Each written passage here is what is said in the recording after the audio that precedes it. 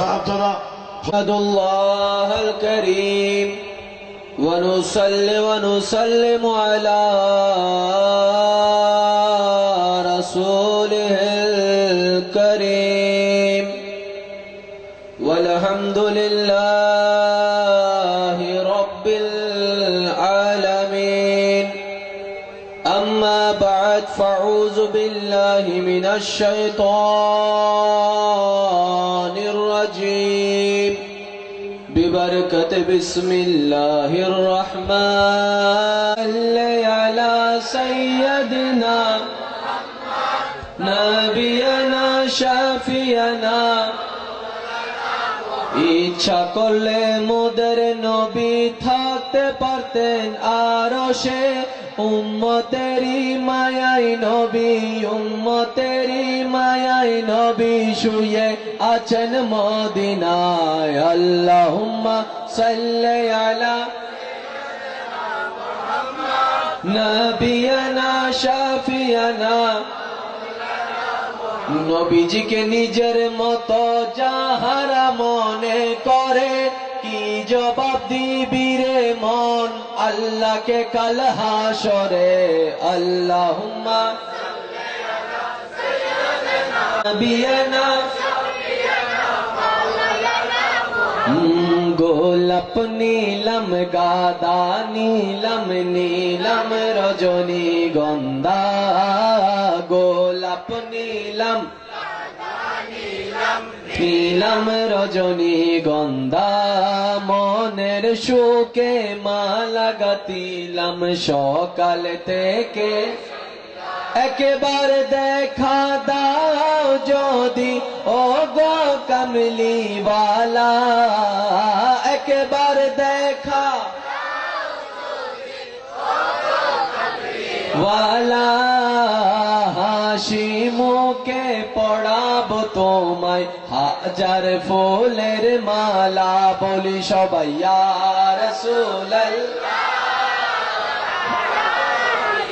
আরেকটু ইমানে আওয়াজে বলি ইয়া রাসূলুল্লাহ ইয়া লাল ফুলকে প্রশ্ন করি রঙটি কোথায় পেলে লাল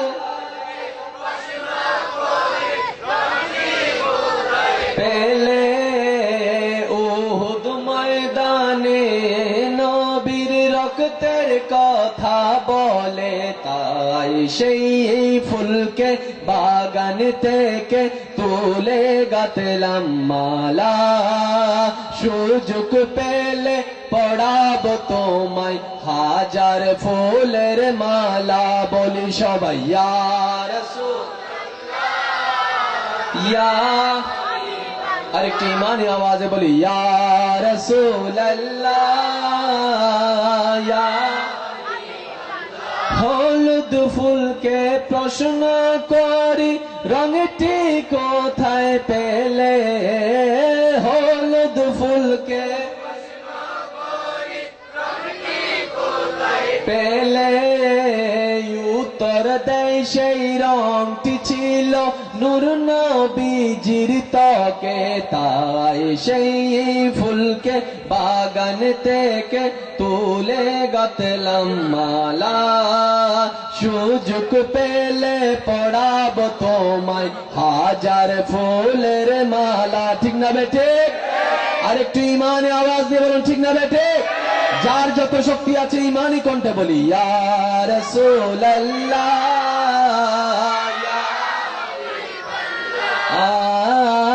ইয়া রাসূলুল্লাহ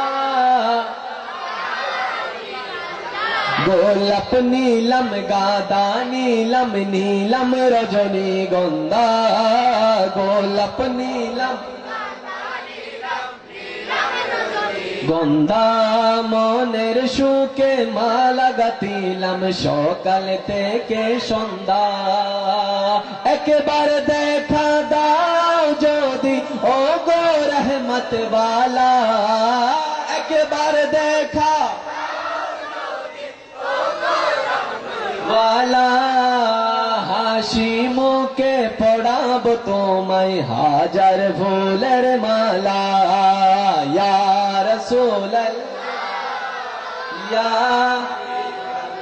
অধ্যকার আয়োজিত আজকের এই বর্ষাদনগর প্রাথমিক বিদ্যালয় সংলগ্ন চারকিদিরপুর পশ্চিম গুমদড়ি 9 নং ওয়ার্ডে গৌসিয়া কমিটি সৈয়দ মেম্বার বাড়ির এবং এলাকাবাসীর সার্বিক সহযোগিতা আয়োজিত আজকের এই আজিম শান মাহফিলে জশ্নে জুলুসে ঈদে মিলাদুন নবী সাল্লাল্লাহু আলাইহি ওয়াসাল্লাম আপনি সম্মানিত সদরে মুহতারাম, সম্মানিত প্রধান অতিথি বোয়ালখালী পৌরসভার মেয়র হাজী আবুল কালাম আবু, বিশেষ অতিথি হিসেবে উপস্থিত আছেন বোয়ালখালী পৌরসভার 9 নং ওয়ার্ডের প্যানেল মেয়র জনাব মুজিবুর রহমান মুজিব সাহেব, উপস্থিত উলামায়ে কেরাম,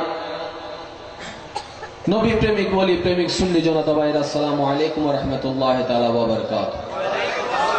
সর্বপ্রথম সকলে মিলে সেই রব্বে করিমের পাক দরবারে অন্তরের অন্তরস্থল থেকে একটিবার শুকরিয়া আদা করার চেষ্টা করি, যিনি আপনাকে আমাকে আজকের এই জান্নাতের বাগানে বসে পরকালীন মুক্তির জন্য কিছুটুকু সওয়াব অর্জন করার যে আল্লাহ সুযোগ করে দিয়েছেন, ওই আল্লাহর দরবারে আল্লাহ প্রদত্ত শক্তি দিয়ে, আল্লাহ প্রদত্ত আওয়াজ দিয়ে আল্লাহর বান্দারা আল্লাহর প্রশংসার জন্য উচ্চস্বরে বলে আলহামদুলিল্লাহ।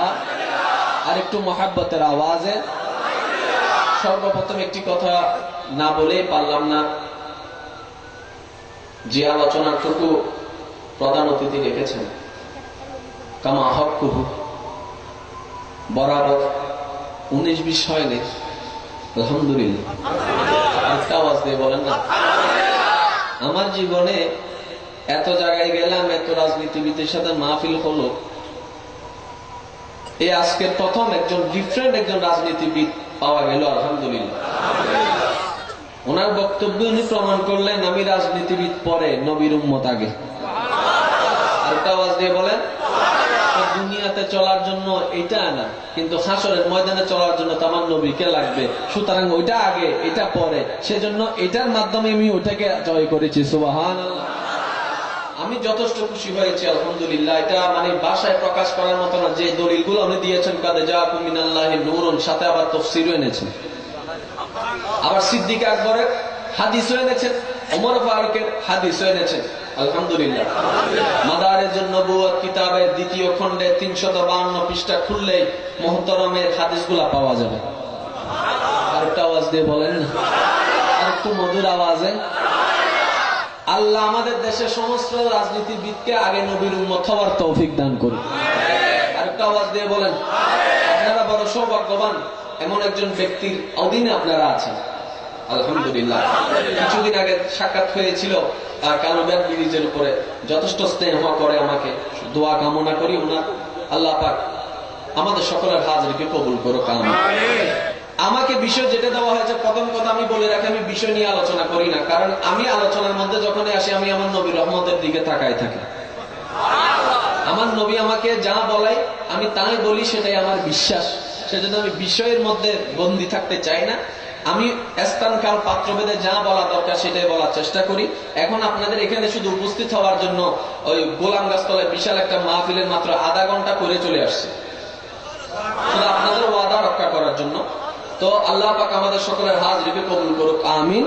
আর যারা অতীতে আমার আলোচনা শুনেছেন, আপনার ভালোই অভিজ্ঞতা আছে, আমি কথা বলি কম, শ্রোতাদেরকে একটু বেশি বলেন, ঠিক না ভাই? ঠিক। আমার ইমানদার ভাইরা বলেন, ইয়া রাসূলুল্লাহ বলা কি গুনার কাজ না সওয়াবের কাজ? আর একটা আওয়াজ দেন। অনেকে এটা মানতে চায় না, না চাইলেও কিছু করার নেই, কারণ জোর করে ইসলামের মধ্যে মানানোর কোন শব্দ বলি। আপনারা শুধু শুনে আমাকে আওয়াজটা দিবেন। মিছিল যায় কি যায় না? কথা বলেন। তো দোকানের মধ্যে বসে আছেন আপনি, আরে বাপরে বাপ কত বড় মিছিল একটা যাচ্ছে, আপনার কর্মচারী আপনাকে বলে, বাপরে বাপ যে যত বড় একটা মিছিল, আল্লাহ জানে কোন দলের, একটু যাইয়া দেখে আসে, একটু যাইয়া। আপনি উত্তর দিবেন, আরে ভাই যাওয়ার কি দরকার, কোন দলের মিছিল সেটা যাওয়ার দেখে তো বলার দরকার নেই। তো স্লোগান খেয়াল করলে বুঝতে পারা যাবে এটা কোন দলের। কথা বলেন দেখেন, স্লোগান খেয়াল করো, বুঝতে পারবে এটা কোন দলের। তো স্লোগান দলের প্রতীক, স্লোগান দলের। আরেকটা আওয়াজ দিয়ে বলেন, স্লোগান দলের। স্লোগান দলে এক এক দলের এক এক স্লোগান, ঠিক না বেটি? তা হাসরের ময়দানে তো আল্লাহর বান্দার কোনো অভাব। আদম নবীর উম্মত থাকবে কিনা? আরেকটা আওয়াজ। মুসা নবীর উম্মত, ঈসা নবীর উম্মত, প্রতিটা নবীর উম্মতের আলাদা আলাদা স্লোগান আছে কি নাই? মুসা নবীর উম্মত বলবে মুসার নাম, ঈসা নবীর উম্মত বলবে ঈসার নাম, দাউদ নবীর উম্মত বলবে দাউদ নবীর নাম। প্রতিটা নবীর উম্মতের আলাদা আলাদা স্লোগান হবে। আল্লাহর স্লোগান এক হবে, কারণ সবাই তো আল্লাহর বান্দা। মুসা নবীর উম্মত আল্লাহর বান্দা, ঈসা নবীর উম্মত আল্লাহর বান্দা, দাউদ নবীর উম্মত আল্লাহর বান্দা, ইব্রাহিম নবীর উম্মত আল্লাহর বান্দা, নূহ নবীর উম্মত আল্লাহর বান্দা, সবাই তো আল্লাহর বান্দা। এটা নিয়ে কোনো দ্বিমত। কিন্তু দ্বিতীয় নম্বর প্রশ্ন থেকে যায়, আল্লাহর বান্দা তো ভালো কথা, কোন নবীর উম্মত? আদম, মুসা, ঈসা, দাউদ, ইসহাক, ইউসুফ কোন নবীর উম্মত? সেটারও একটা আইডেন্টিফাই দরকার আছে কি নাই? আওয়াজ দিয়ে বলেন আছে কি নাই? যখন আদম নবীর উম্মত বলবে আদমের নাম, তখন বোঝা যাবে উনি আদমের দলের। মুসা নবীর উম্মত যখন বলবে মুসার নাম, উনি মুসার দলে। ঈসা নবীর উম্মত যখন বলবে ঈসার নাম, ঠিক তেমনি ভাবে বোঝা যাবে উনি ঈসার দলের।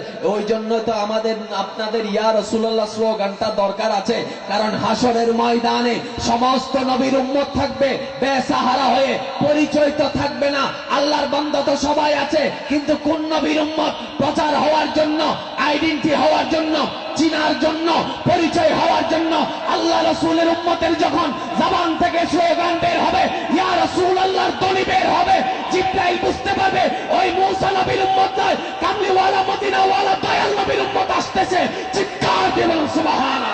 নারে তাকবীর, আল্লাহু আকবার, নারে রিসালাত, নারে গাসিয়া, উচ্চ আওয়াজ দিয়ে বলুন সুবহানাল্লাহ।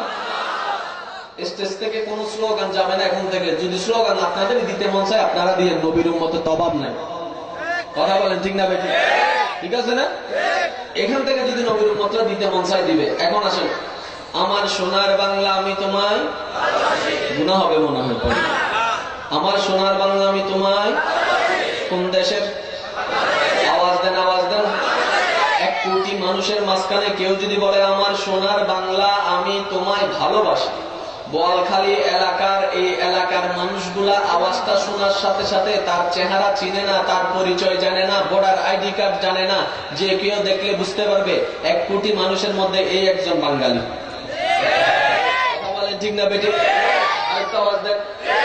আমার সোনার বাংলা আমি তোমায় ভালোবাসি ইন্ডিয়ানরা পড়বে না। কথা বলেন না কেন? পাকিস্তানিরা सारे जहां से अच्छा हिंदुस्तान हमारा, কোন দেশি? ইন্ডিয়ান কোন কোন দেশি? আর একটু আওয়াজ দিয়ে বলেন, এ ওয়াতন পাক, ওয়াতন পাক, ওয়াতন এ মেরি প্যারি ওয়াতন। কোন দেশ? বুঝে গেছেন তো? দেখি কোন দেশ? তাহলে কে জবানে যখন শোনা যাবে আমার সোনার বাংলা আমি তোমায় ভালোবাসি, চিনা লাগবে না, পরিচয় লাগবে না, আইডি কার্ড লাগবে না, যে দেখে বুঝতে পারবে যে এটা ইন্ডিয়ান নয়, পাকিস্তানি, এটা বাংলাদেশি। আওয়াজ দিয়ে বলেন। 10 কোটি মানুষের মধ্যে কেউ যদি বলে সারে জাহাঁ সে আচ্ছা হিন্দুস্তান হামারা, কোন দেশি? ইন্ডিয়ান। কোন দেশি? 10 কোটি মানুষের মধ্যে কেউ যদি বলে এ ওয়াতন পাক, ওয়াতন প্যারে ওয়াতন, বুঝে যাওয়া যাবে, কোন দেশি? এটার জন্য কোন দলিলের প্রয়োজন নেই, কোরআনের প্রয়োজন নেই, হাদিসেরও প্রয়োজন কেন? এটা দেশের আইডেন্টিটি, এটা দেশের মানুষে বলবে আমরা সোনার বাংলা পড়বো, তারা সারে জাহাজে পড়বো, ওরা কি জানি বলে এ ওয়াতন প্যারে ওয়াতন, যাত্রা তো সে গাইবে। তা আমরা কেনই বা ইয়া রাসূলুল্লাহ বলবো না? আমরা তো মুসা নবীর পরিচয় নিয়ে আসি নাই, আমরা তো ঈসা নবীর পরিচয় নিয়ে আসি নাই, আমরা তো দাউদ নবীর পরিচয় নিয়ে আসি নাই, বরং কুল কায়নাতের শ্রেষ্ঠ তাজদারে মদিনার উম্মত হয়ে দুনিয়াতে এসেছি। সুতরাং ইয়া রাসূলুল্লাহ বলা এটা আমাদের পরিচয়। এটাই প্রমাণ করে আমরা মুসা নবীর উম্মত নয়, কামলিওয়ালা মদিনাওয়ালা নবীর উম্মত। ঠিক না বেটে? আওয়াজ দিয়ে বলুন ঠিক না বেটে? সুতরাং ইয়া রাসূলুল্লাহ বলা দরকার আছে কি না? এটা আওয়াজ দিয়ে বলুন। মনে করেন এখানে মুসা নবীর উম্মত, ঈসা নবীর উম্মত, দাউদ নবীর উম্মত, সব নবীর উম্মত আছে। এখন আমি যদি বলি মান রব্বুকা, তোমাদের প্রভুকে, সবাই উত্তর দিবে আল্লাহ। আওয়াজ দেন। মুসা নবীর উম্মত আছে না নাই? ঈসা নবীর উম্মত? যদি একটা সন্দেহ দেখা যায়, কি রে আল্লাহর বান্দা তো সবাই, কিন্তু কোনটা কোন দলের? যখন প্রশ্ন করা হবে ওয়ামান নবিয়ুকা, যেখান থেকে আওয়াজ আসবে মুসা, ঈসা, দাউদ, ইব্রাহিম, মুহাম্মদ, সাথে সাথে কিন্তু আলাদা হয়ে যাচ্ছে। মুসা বলার সাথে একদল, ঈসা বলার সাথে একদল, আলাদা আলাদা আলাদা আলাদা আলাদা আলাদা। তাহলে পরিচয়ের দরকার আছে। আর যার দুনিয়াতে পরিচয় নেই তাদেরকে আমরা বলি যার সন্তান। আওয়াজ দিয়ে বলেন। আর একটু সহজ করে দিচ্ছি। মনে করেন হাসরের ময়দানে আমলনামা নিয়ে যেতে হবে কিনা? হ্যাঁ, এখানে তার এরকম ফর্ম ফিল আপ থাকবে না, ওখানে অন্যরকম ফর্ম ফিল আপ। ফেরেশতার কাছে আপনি যাবেন, ফেরেশতা জিজ্ঞেস করবে ফর্ম তো এখনো বারাবরে পরিপূর্ণ হয়নি। বারাবরে পরিপূর্ণ? তোমার প্রভুকে আল্লাহ পূরণ করছো। কিরে নবীর নাম লেখো নাই কেন? কিরে ভাই নবীর নাম লিখতে হবে না? কারণ হাদিস শরীফে আছে মুসা নবীর দল আলাদা হবে, ঈসা নবীর দল আলাদা হবে, প্রত্যেকটা নবীর দল আলাদা হবে। আমার নবী বলেন, কি সুন্দর একটা হাদিস শরীফ দেখেন আবু দাউদ শরীফে। আমার নবী বলে হাসরের ময়দানে আমি নবীর দলের মধ্যে 18টা লাইন হবে। কয়টা? এবং আমারটাই হবে সবচাইতে বড়। তাহলে আলাদা লাইন মানে 18টা লাইন আলাদা জায়গা। মনে করেন বোয়ালখালীতে পড়ছে মুসা নবীর, আপনার কালুরঘাটে পড়ছে ঈসা নবীর, আলাদা আলাদা জায়গা। কারণ ওখানে তো কোনো বিল্ডিং নেই, সব তো খোলা ময়দান। এখন আপনি গেলেন, ফেরেশতা জিজ্ঞেস করলো ভাই আল্লাহর বান্দা তো ঠিক আছে, কোন নবীর দলে সেটা তো আগে লেখো না, কারণ তুমি এতগুলো লাইনের মধ্যে কোন দলে যাবা এটা তো আগে দেখাইতে হবে, ঠিক না? মুসা হইলে মুসা লেখো, ঈসা হইলে ঈসা লেখো। হঠাৎ করে একজন নবীর গোলাম গেলেন, যাওয়ার পরে ফর্মটা দেখার পরে ফেরেশতা বলে যে তোমার লাইন ওইটা। আপনি প্রশ্ন করলেন গিরে ভাই আমি এতক্ষণ দাঁড়াই আছি, আমার কে লাইন দিচ্ছেন না কেন, আমি কোন দলে? আগে ফেরেশতা বলবে আগে তোমার নবীর নামটা লেখো, কারণ তোমার ব্যক্তিগত নামে তো এখানে লাইন নেই, নবীদের নামে এনে লাইন আছে। কথা বলেন ঠিক না বেঠিক? বলেন ইয়া রাসূলুল্লাহ দরকার আছে কি নাই? যতক্ষণ আপনি ইয়া রাসূলুল্লাহ জবান দিয়ে বলবেন না, আপনি ততক্ষণ খাঁটি উম্মত হতে পারেন নাই। কারণ পরিচয় ছাড়া যেরকম সমাজে একজন ভালো মানুষ হওয়া যায় না, পরিচয় ছাড়া ঠিক তেমনি ভাবে একজন নবীর উম্মত হওয়া। এখন ইমানি কন্টাক্ট বার বলেন ইয়া রাসূলুল্লাহ। আর একটু মহব্বতের আওয়াজ, আমরা ইয়া রাসূলুল্লাহ চাই কিনা? আরেকটু আওয়াজ দিয়ে বলেন চাই কিনা? এই ইয়া রাসূলুল্লাহ বললে কি এটা নবীর দরকার নাকি আমাদের দরকার? কার দরকার? সারা দুনিয়ার মানুষ যদি বলে আমি আজকে থেকে ইয়া রাসূলুল্লাহ বলবো না, আমার রাসূল বলবে না, বললে আমার কিচ্ছু যায় আসে না। কথা বলেন ঠিক না ভাই? ঠিক। এখন আসে বাংলাদেশে কোর্ট আছে কি নেই? Sit down court, high court, supreme court. আপনার বোয়ালখালী এলাকার থেকে একজন মানুষকে আপনার পুলিশ অ্যারেস্ট করলো, করার পরে উনি ট্রান্সফার করবে আদালতে। নির্দিষ্ট সময় যাওয়ার পরে কোথায় ট্রান্সফার করবে? সুপ্রিম কোর্টে, ডিস্ট্রিক্ট কোর্টে, ঠিক না বেটি? আওয়াজ দিয়ে বলেন যাবে। আপনার এলাকায় গভীর মনোযোগ। আসামি ধরা খেললো, পুলিশে ধরলো, ধরার পরে নিয়ে গেল ডিস্ট্রিক্ট কোর্টে। ডিস্ট্রিক্ট কোর্টের মধ্যে আপনার আদালত বেঞ্চ বললো, বসার পরে সাক্ষী সমস্ত কিছু নেওয়ার পরে রায় ঘোষণা করে দিল, এই ব্যক্তিকে চট্টগ্রাম আদালত যাবজ্জীবন কারাদণ্ড দিছে। কি দিছে?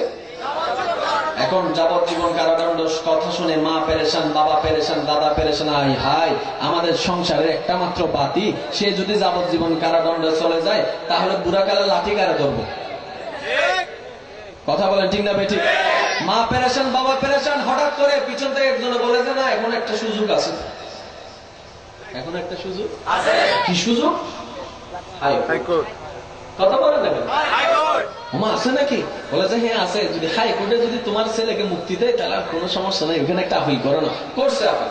আপিল করার পরে হাইকোর্টে বিবেক বিবেচনা দিয়ে বিচার রাজ্য করে আদালতে মহামান্য আদালত রায় ঘোষণা করলো তোমার যাবজ্জীবন দেওয়া যাবে না, ডাইরেক্ট ফাঁসি। ডাইরেক্ট কি? আওয়াজ দেন। এখন মার মাথায় পড়ছে আসমান, হাই হাই যাবজ্জীবন হয়তো ভালো ছিল, অন্তত মাসে একবার হইলেও ছেলেরে যাইয়া দেখতে পারতাম। হাইকোর্ট বসাই তো দিল বেজার লাগাই ডাইরেক্ট ফাঁসি।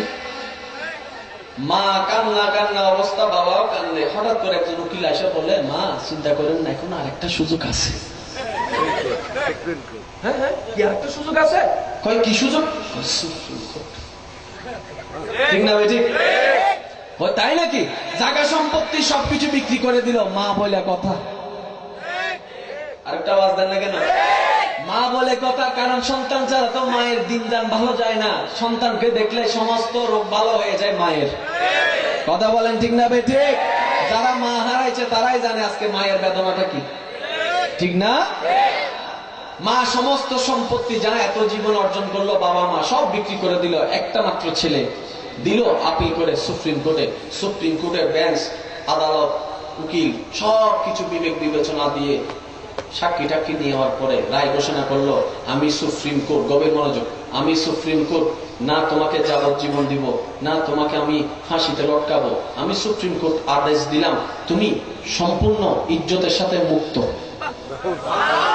এখন আমার এলাকার ভাইয়েরা বলেন, কোন রায়টা কার্যকর হবে, যাবজ্জীবন নাকি ফাঁসি নাকি মুক্তি? কেন কেন কেন? একজন উত্তর দিবে, শ্রীরাম কোর্টের রায় হাইকোর্ট পরিবর্তন করার ক্ষমতা রাখে। আরেকটা আওয়াজ দিয়ে বলেন, হাইকোর্টের রায় সুপ্রিম কোর্ট পরিবর্তন করার ক্ষমতা রাখে, কিন্তু সুপ্রিম কোর্টের রায় হাইকোর্ট পরিবর্তন করতে পারে না, হাইকোর্টের রায় ডিস্ট্রিক্ট কোর্ট পরিবর্তন করতে পারে না। ঠিক না বেঠিক? আরেকটা আওয়াজ দিয়ে বলেন, ঠিক না বেঠিক? ছাত্রের রায় শিক্ষক পরিবর্তন করতে পারে, শিক্ষকের রায় ছাত্র পরিবর্তন করতে পারে না। সন্তানের রায় বাবা পরিবর্তন করতে পারে, বাবার রায় সন্তান পরিবর্তন করতে পারে না। বাবার রায় দাদা পরিবর্তন করতে পারে, দাদার রায় বাবা পরিবর্তন করতে পারে না। বিবেক বুঝতে পারলো ছোটদের রায় বড় পরিবর্তন করতে পারে, বড়র রায় কখনো ছোট পরিবর্তন করতে পারে না, যতক্ষণ বড়র উপর বড় না আসে। ঠিক না বেঠিক?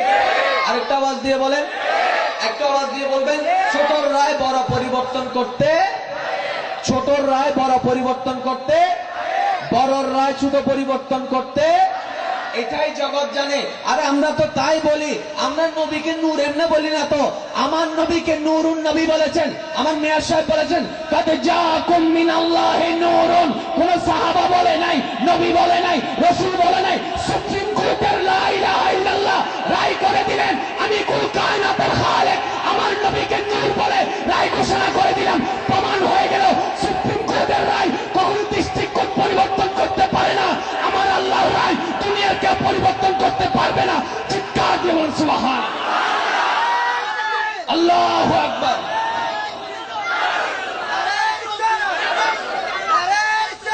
উচ্চ আওয়াজ দিয়ে বলুন সুবহান আল্লাহ। আমার নবীকে নূর বলেছেন কে? আমি কিন্তু এখন বোম মারিয়ে দিব আওয়াজ যদি ছোট হয়। নবীকে নূর বলেছেন কে? এই রায় যদি ক্যান্সেল করতে আপনার ইচ্ছা হয়, আল্লাহর সাথে বড় আরেকজন আল্লাহ লাগবে। কথা বলেন, কথা বলেন। আমার নবী, গভীর মনোযোগ, আমার নবীকে যদি ইমাম হুসাইন নূর বলতেন তাহলে মৌলা আলী ক্যান্সেল করে দিতে পারতো। মৌলা আলী যদি নূর বলতেন ওসমান গনি ক্যান্সেল করে দিতে পারতো। ওসমান গনি যদি নূর বলতেন ওমর ফারুক ক্যান্সেল করে দিতে পারতো। ওমর ফারুক যদি নূর বলতেন আবু বকর ক্যান্সেল করে দিতে পারতো। আল্লাহ বলে যে দুনিয়ার কাউকে দিয়ে বলবো না, সুপ্রিম কোর্ট থেকে আমি রায় করে দিলাম। কাদ জাআকুম মিনাল্লাহি নূর। চিৎকার দিয়ে বলেন সুবহান। আল্লাহর সাথে বড় আল্লাহ আরেকটা আছে না? আপনাদের এলাকায় না, আপনাদের কাছে না, আপনাদের মাদ্রাসায় না। তাহলে প্রমাণ হয়ে গেল সুপ্রিম কোর্ট যেখানে রায় দেয় ওখানে হাইকোর্ট ডিস্ট্রিক্ট কোর্টের কোনো দাম। তাহলে আপনি মিয়া বসে আছেন ডিস্ট্রিক্ট কোর্টে, আর আমার আল্লাহর রায় দিয়ে দিচ্ছেন সুপ্রিম কোর্ট থেকে। ডিস্ট্রিক্ট কোর্টে বসে বসে নবী মাটির মানুষ বলে লাভ কি? কথা বলেন না কেন? এর চাইতে সহজ কিভাবে বুঝানো যায় বলা যায় আমার জানা নেই। আমার বিবেকে যতটুকু আসছে আমার আল্লাহ আমাকে যতটুকু দান করছে। কারণ এই যে কথাটা বললাম, আল্লাহর রহমতে আমাদের একটা ব্যাপার আছে, কোরআন হাদিস বুঝি না বুঝি, রাজনীতি কিন্তু বালা বুঝি। কথা কন না? ঠিক করছি না? আদালত বালা বুঝি, আইন কানুন বালা বুঝি, মাঝে মধ্যে আবার আইন কানুন ফতোয়া আমার এই রাস্তাঘাটে দাঁড়াই। ঠিক না? আমার নবীকে নূর বলেছেন কে? আল্লাহ। একটা আওয়াজ। আমার নবীকে জিন্দা বলেছেন কে? আল্লাহ। আমার নবী সব জানেন বলেছেন কে? আল্লাহ। আমার নবী শিক্ষককে? আল্লাহ। তো যাকে আল্লাহ পাক রব্বুল আলামিন সবকিছু দান করেছেন, আল্লাহ যতক্ষণ চাইবে না ততক্ষণ সে যোগ্যতা কখনোই যাবে না। আপনি যদি আন্দোলন করেন, কথা কন না, বাংলাদেশ সরকার আছে কিনা? তো সবাই কি সরকার মানে? কথা বলেন না। কিছু কিছু সরকারের কথা শুনলে পেটের মধ্যে ফুটলাই না? তারা কিছুদিন আগে ফুটলাইছে না? গেছিল তো ফার্স্টে কিছু করতে, বিবেক থমকে গেল। বাংলাদেশের একজন সরকারকে আমরা নামাইতে পারি না যাকে আল্লাহ পাক সরকারি করে দিয়েছেন। সম্ভব নয়। যেখানে বাংলাদেশের সরকারের পক্ষে আমরা থমকে গেলাম, আল্লাহ সরকারের মধ্যে আমরা কই? অবস্থান কি আমাদের যোগ্যতা আছে? সুতরাং বা খুদা দিওয়ানা বাশদ বা মুহাম্মদ হুশিয়ার, আল্লাহর সাথে যেমন তেমন চলে, নবীর শানে যেমন তেমন চলে। আমার নবী হচ্ছে রাহমাতুল লিল আলামিন। সুবহানাল্লাহ বলবেন। আপনাদের কি কষ্ট হচ্ছে? শেষ করে দিব, একটু নাত রাসূল পড়েন। কত ভালো লাগে আমার নূর নবীর নাম, আর কি মানে আওয়াজে, কত ভালো লাগে আমার আরো ভালো লাগে নবীর দরুদ সালাম, নবীর দরুদ সালাম, নবীর দরুদ সালাম। আল্লাহুম্মা সাল্লি আলা সাইয়্যিদিনা মুহাম্মাদিন, আল্লাহুম্মা সাল্লি আলা সাইয়্যিদিনা মুহাম্মাদিন, নবীর দরুদ সালাম, নবীর দরুদ সালাম। আওয়াজ দিয়ে বলুন সুবহানাল্লাহ। সূর্য আছে কি নেই? আমি কথা বলবো কম, আপনারা বলবেন বেশি, কারণ আমাকে একটু শক্তি সঞ্চয় করতে হবে। রাত্রেবেলা চলে যেতে হবে কুমিল্লা, সকাল 10টায় আছে একটা প্রোগ্রাম, রাত্রেও আছে। তো এখান থেকে দুর্বল হয়ে গেলে ওখানে যাই ছাড়বো কি? আমি বলবো কম, আপনারা বললেন একটু বেশি, ঠিক আছে না? নবীর উম্মত কি আগে আমি নাকি আপনারা না? হ্যাঁ, নাকি নবী শুধু আমার হিসাব নিবে, আপনাদের নিবে না মনে হয়? হ্যাঁ, তাহলে হিসাব যদি দিতে ইচ্ছে করে তাহলে উচ্চ আওয়াজ দিয়ে সহযোগিতা করবেন, কারণ আপনার এক একটা আওয়াজ তাসদীক হিসাবে ফেরেশতারা রেকর্ড করছে আমার নবীকে দেখাবে। কথা বলেন ঠিক না? সূর্য সকালে উঠে বিকালে, সূর্যের সাথে আরেকটা জিনিস আছে, সেটার নাম হচ্ছে চাঁদ। সেটার নাম কি? জীবনে শুনছেন চাঁদ ডুবে গেছে? চাঁদ ডুবে কেন? আল্লাহর প্রতিটা সৃষ্টির মধ্যে রহস্য আছে। এই আঙ্গুলের রেখা কয়টা? 4টা বলছেন যে জীবনে 1 2 3 4 নাই, 5 6 7 8 নাই, 9 10 11 12 নাই, 13 14 15 16 নাই। প্রত্যেক আঙ্গুলের রেখা কয়টা? এই আঙ্গুলে কয়টা? আল্লাহ প্রত্যেক আঙ্গুলে তুমি 3টা করে রাখিল, সে রাস্তায় আল্লাহ নাকও দিলা একটা, রাস্তাও দিলা একটা, ছিদ্র কেন 2টা দিলা? একটা দিলেও তো পারতা। শীতকাল আসলে বুঝবিও না, রাতের বেলা শীত ধরে বাপরে বাপ সর্দি লাগছে, ভালো কথা, নাক তো সামাই গেছে, কিন্তু আমার নিঃশ্বাস চলে কেমনে? ওহো, একটা না বন্ধ আর একটা না খোলা। যদি এই জায়গায় আল্লাহ একটা দিতেন, কথা কি এখন বুঝতে পারছেন? আল্লাহ প্রতিটা সৃষ্টির মধ্যে কি আছে?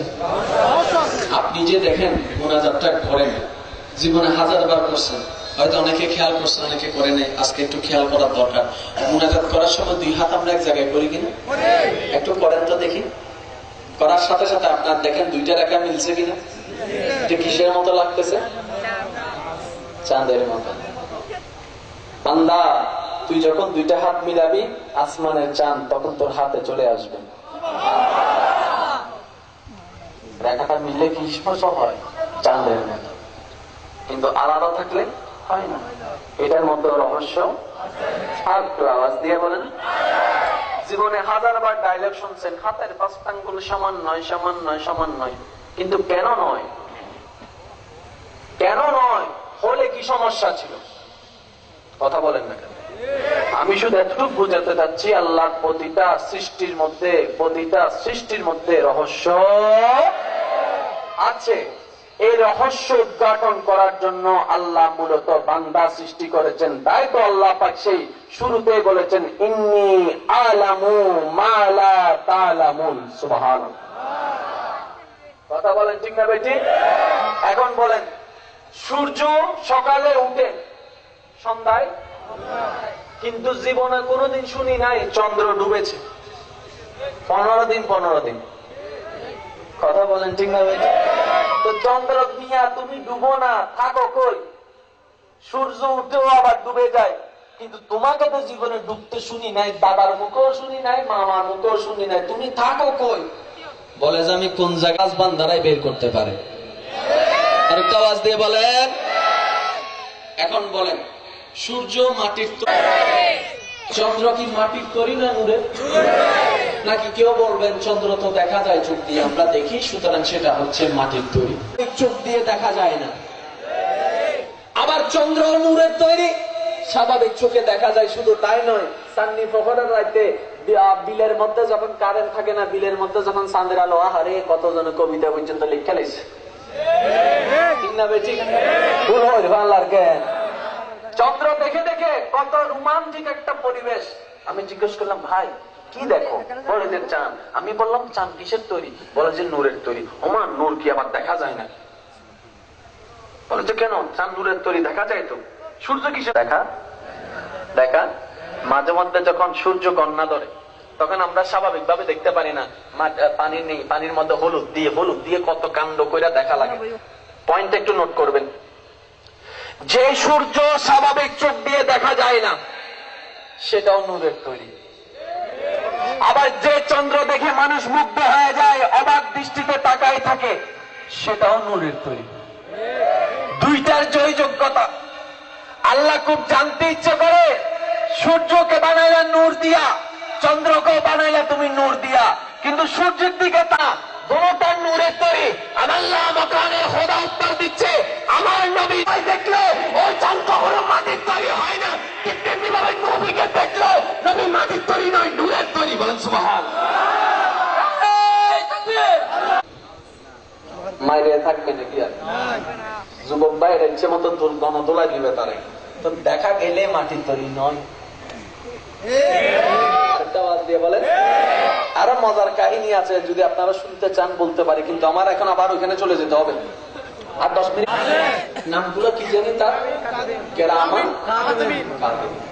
ডান পাশেরটার নাম হচ্ছে কেরামান, বাম পাশের নাম কাতিবিন। এটা নিয়ে কি কারো কোনো দ্বিমত আছে? এখন আমি প্রশ্ন করবো, আপনি উত্তর দিবেন। আমার বাবার ডান কাঁধে যে ফেরেশতা আছে, ইন্ডিয়ান মানুষের কাঁধে, পাকিস্তানের মানুষের কাঁধে ফেরেশতা কয়টা?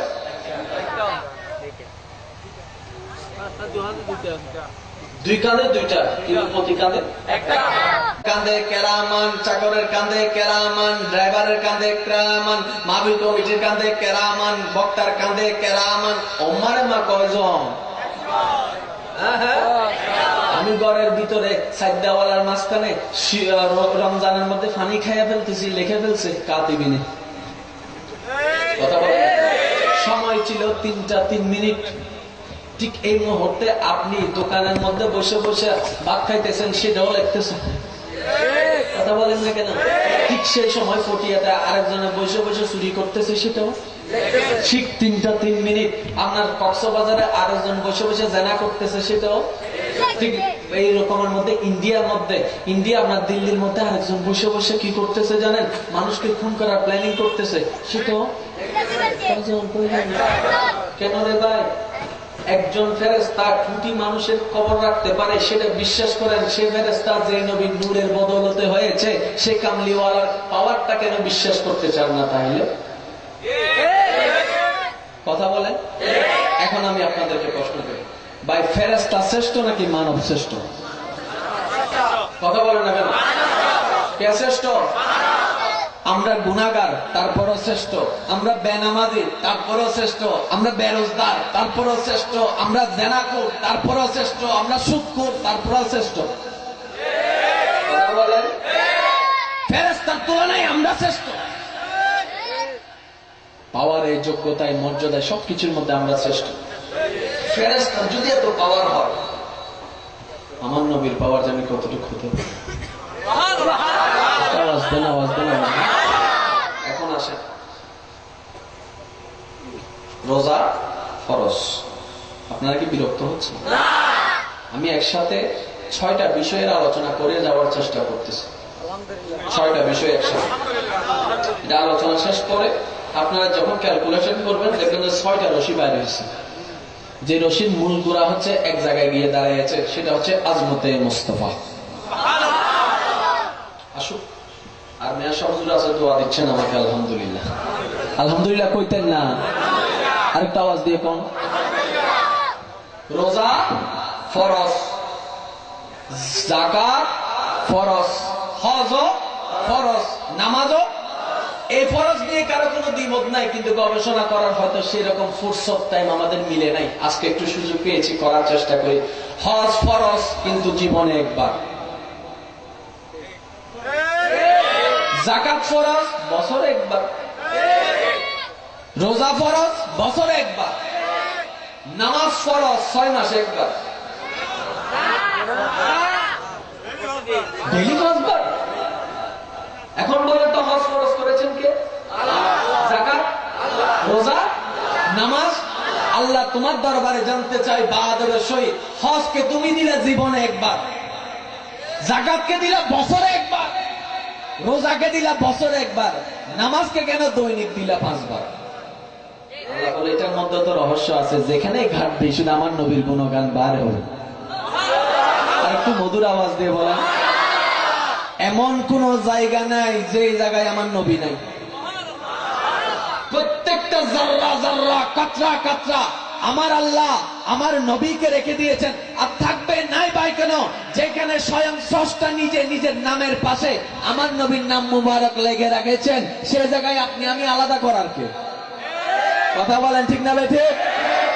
প্রথম কষ্ট পেলাম যে দৈনিক 5 ওয়াক্ত কেন ফরজ নামাজটা। দ্বিতীয় নম্বর, নামাজ কয় ওয়াক্ত? একটা আওয়াজ দেন। প্রথম হচ্ছে ফজরের নামাজ, কয় রাকাত? 2 রাকাত। কয় রাকাত? 2 রাকাত ফরজ পড়ার আগে 2 রাকাত, আরেকটা আওয়াজ বড় হবে 2 রাকাত।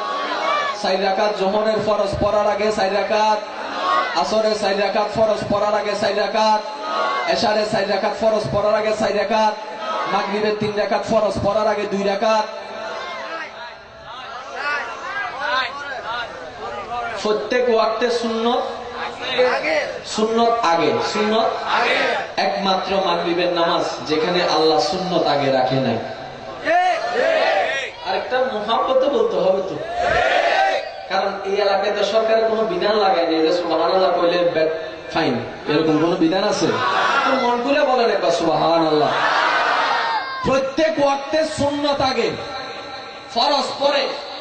একমাত্র মাগরিবের ওয়াক্ত যে জায়গায় আল্লাহ বলে যে না না না, ডাইরেক্ট সুন্নত নয়, আগে ফরজ পড়ো। কারণ আছে কি নাই? আপনার আমার কাজের মধ্যে অহেতুক শব্দ আসতে পারে। মাঝে মধ্যে দেখবেন রাস্তায় বসে আছে, কিরে দোস্ত বইকে দেখেছ,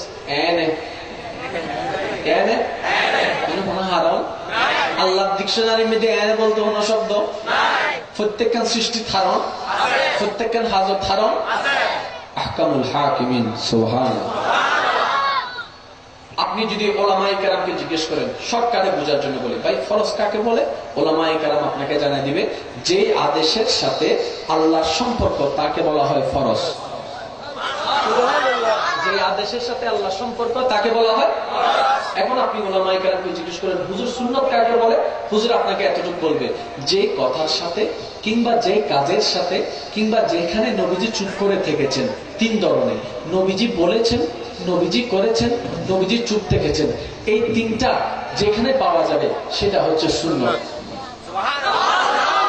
নবীজি বলেছেন কিংবা নবীজি করেছেন, এতটুকু ধরে নেন। নবীজি বলেছেন কিংবা নবীজি, এটাকে বলা হয়।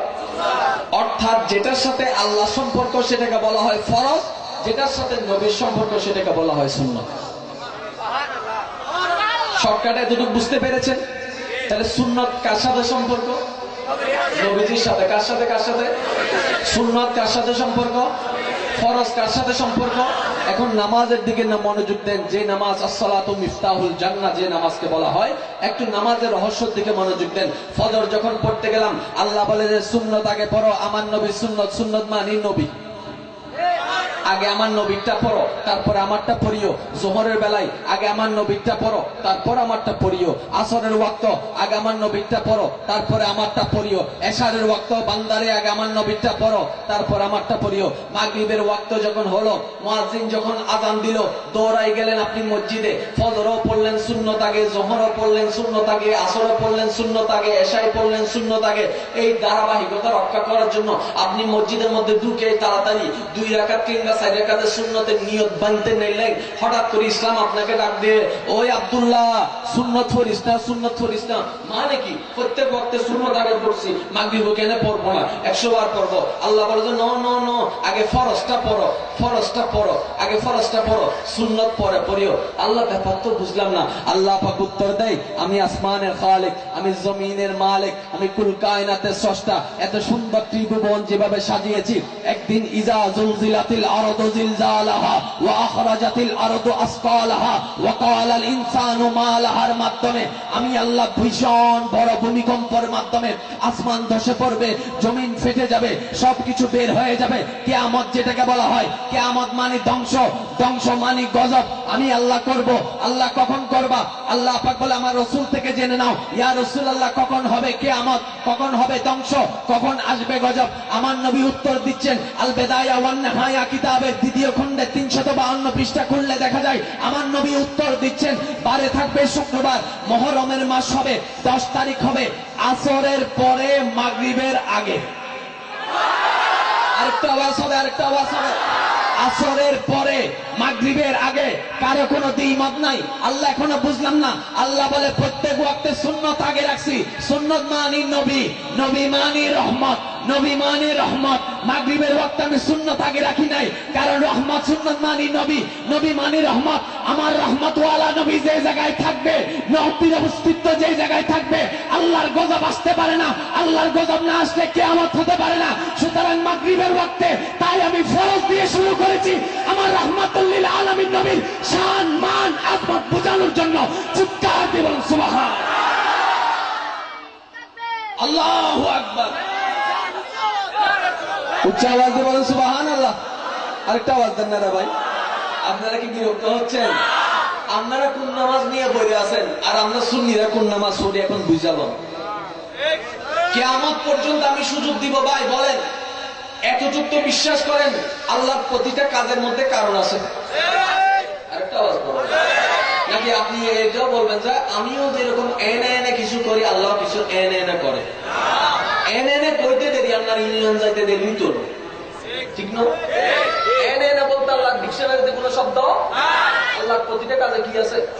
এখন আমাকে বলেন, জোহরের নামাজ ফরজ কয় রাকাত? কয় রাকাত? জোহরের ফরজ কয় রাকাত? আসরের ফরজ, এশারের ফরজ, ফজরের ফরজ, জুন্না বেজুর। 5 ওয়াক্ত নামাজের 4 ওয়াক্ত নামাজ জোর। একমাত্র স্পেশাল মাগরিবের ওয়াক্ত হচ্ছে বেজুর। আল্লাহ সবগুলা জোর দিলা, মাগরিবটাও তুমি জোর করে দিতা। আল্লাহ বলে যে না, এটা বেজুর। বেজুরের মধ্যেই আছে রহস্য। সুবহানাল্লাহ বলেন না। কথা বলতে প্রচুর পরিমাণ কষ্ট হচ্ছে, তারপর আমি বলে যাচ্ছি শুধু আপনাদের এই মহব্বতটাকে রক্ষা করার জন্য, আর কিছুই না। কারণ আমি বিশ্বাস করে বললাম না, আমার রাসূল দেখছেন। সুতরাং প্রত্যেক ওয়াক্তে আল্লাহ তুমি দিলা জোর, মাগরিবে দিলা বেজোর, নিশ্চয় কোনো কারণ আছে। আর একটু সহজ করে দিচ্ছি, জোহর 4, আসর 4, এশা 4, ফজর কেউ 4 করে দিতা, ফজর কেউ 4 করে দিতা, 2 দিলা কেন? আল্লাহ বলে যে সেটার মতো কারণ আছে। এই কারণগুলো বাইর করে যদি নামাজ পড়তে পারো, তুমি হইলে নামাজি। টুক মারলে নামাজি নয়। কারণ মাঝে মধ্যে স্কুলে স্যারের বেতের বাড়ির বইও তো আপনি আমি নামাজ পড়ছিলাম। কথা কম না কা? জোহরে যখন স্যারের বেত নিয়ে দাঁড়াইছিল, নামাজ না বললে আজি হাই অজু ছাড়া বর্জনে করি বেলায়, অজু ছাড়া বর্জনে, এটা কি নামাজ? অন্য হবে নামাজ? নামাজ কাকে বলে জানতে হবে, শুধু এতটুকু বুঝে নেন। আসসালাতু মিফতাহুল জান্নাহ, নামাজ বেহেশতের চাবি। নামাজ সিএনজির পিছনে লেখা আছে, কিন্তু আজান দিচ্ছে সিএনজি করে চলে যাচ্ছে। আমি যাই তারা কই যাস, আজান দিয়ে শুনোস না তো কি হয়েছে, আজান তো দিও, মুয়াজ্জিনের কাজ মুয়াজ্জিনে করতেছে, আমার কাজ আমি করতেছি। আমি বললাম এটা সমস্যা নাই তো, তুই তো পিছনে এত উপদেশ বানিয়ে দিছিস কেন, নামাজ বেহেস্তের ভাই আর দোষ নাই, মালিকের দোষ, আর দোষ নয় মালিকের দোষ।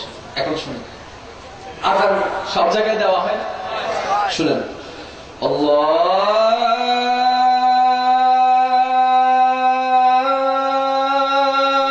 আল্লাহু আকবার, আল্লাহু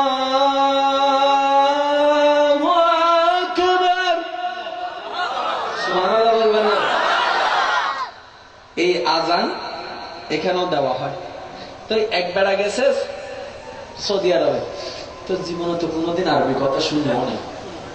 তো হজ করে আসার পরে সবার ভাঙ্গা পড়ে না, বা সৌদি আরব কেমন একটু বলো না, মানুষ কেমন বলো না, গাড়ি কেমন।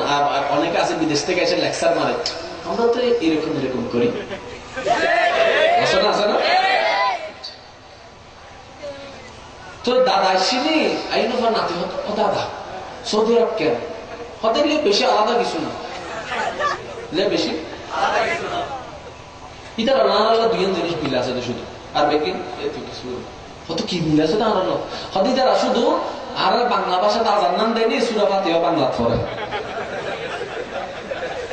সূরা ফাতিহা আর আজান না কি দেয়, আর আজানি মুন্নি দেয় ছোটবেলা তুমি মনে হয় যদি বাংলাদেশি আছে,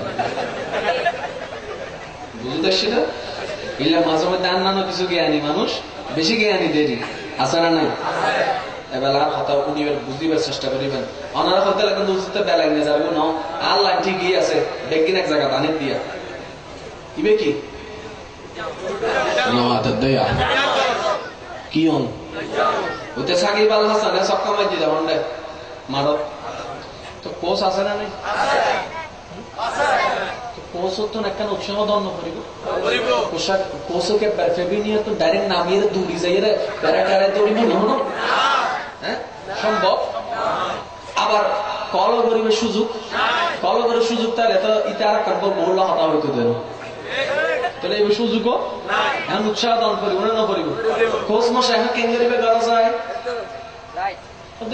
তুলিলে বুঝি ফেলে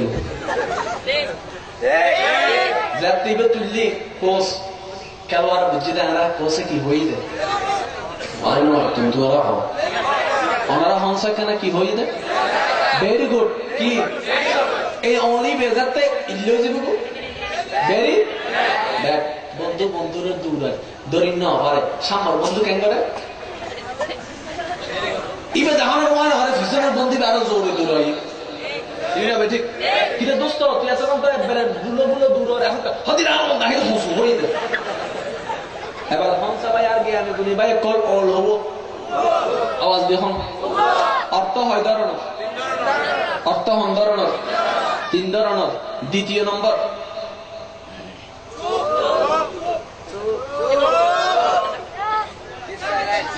ইকায়, ইকায় দুই ধরনের, ইকায় বাপে ফোয়ারা ডাকে ফোয়ান হাজার কিলোটা যাচ্ছ না তোর বাপে ডাক দেন নামাইবে বিপদ সংকেত, আর যদি হয়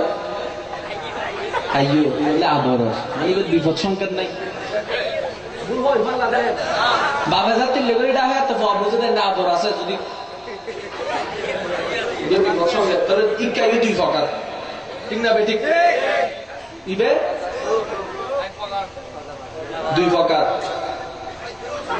খবর আছে তো, মুখে কোনো কথা বলি নাই, দেখার সাথে সাথে দেখনেওয়ালা বিবেকবান বুঝতে পারছে কি বুঝানো চেয়েছে, কথা বলে আঙ্গুল কয়টা, অর্থ কয় ধরনের, তিন ধরনের, এটা এটা এখন এক জায়গায় রাখেন। এখন আমি একজনকে জিজ্ঞেস করলাম ভাই কেমন আছে, আলহামদুলিল্লাহ ভালো আছি, এক। আমি একজনকে জিজ্ঞেস করলাম ভাই কেমন আছে, বহুত ভালো আছে, অর্থ কি দাঁড়াবে, আপনি যদি বলেন যে বহুত ভালো আছে, অর্থ কি দাঁড়াবে তেমন ভালো, আরেকজনকে জিজ্ঞেস করলাম ভাই কেমন আছে, হ্যাঁ নয় আবার বেশি ভালো আছে, অর্থ কি দাঁড়ালো, আপনি শুনলেন কি, বুঝলেন কি? এতটুক বিবেক যার কাছে নাই সে কিভাবে বুঝবে কোরআন? মাঝে মধ্যে বিয়ে খাইতে যাননি? কথা কন না কা? ফিরি ফিরি গিফট ছাড়াও তো মাঝে মধ্যে বেনা দাওয়াতে ভাত খাইতে বসার পরে একজন আইসা মেহমানদারি করে কি করে না? তা আপনি যখন মেহমানদারি একবার ভাত নিছেন, চিংড়ি মাছ নিছেন, গোস্ত নিছেন খাচ্ছেন, আরে কি মজা আসার আছেন, কেউ যদি এখন তো নিজের অন্য নজর, কেউ যদি আগে আরেকবার দিত এইভাবে, ঠিক আছে? আমি বাস্তবতার বাইরে একটা কথাও বলি না। এখন একজন এসে আপনাকে বলে যে ভাই একটু ভাত দিই, আপনি কি বলবেন? দেন দেন নাকি থাক থাক? কি বলবেন? এখন এই জায়গায় থাক থাক মানে আপনি বলছেন যে থাক থাক, না না আর লাগবে না, কিন্তু বুঝনেওয়ালা যে শুনবে তার বুঝে নিতে হবে দেন। সে যদি আমার মতো গাদ্দার হয়ে কয়ে আছে থাক থাক লাগবে না বলছে নিয়ে গেছে, আপনি কি বলবেন? মানে গাদার এখন ওই বিয়ার বাড়িতে ঠিক আওয়াজ দিয়ে বলেন। বিবেক থমকে গেল।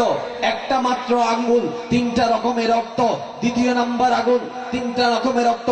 একই আওয়াজ, ভালো আছি, বহুত ভালো আছি, বেশি ভালো আছি। বুঝনেওয়ালা বুঝতে পারলো অর্থ কি রকম দাঁড়ায়। আরে সামান্য একজন বান্দার কথার মধ্যে যদি তিন চার রকমের অর্থ থাকে, আমার আব্দুল্লাহ ইবনে আব্বাস রাদিয়াল্লাহু তাআলা আনহু বলে, আমি আব্দুল্লাহ ইবনে আব্বাসের জীবন শেষ হয়ে শুরু হয়ে শেষ হয়ে শুরু হয়ে শেষ হয়ে শুরু হয়ে যদি আমি করতে থাকি কোরআনের তাফসীর, বিসমিল্লাহর বার তাফসীর করা শেষ হবে না।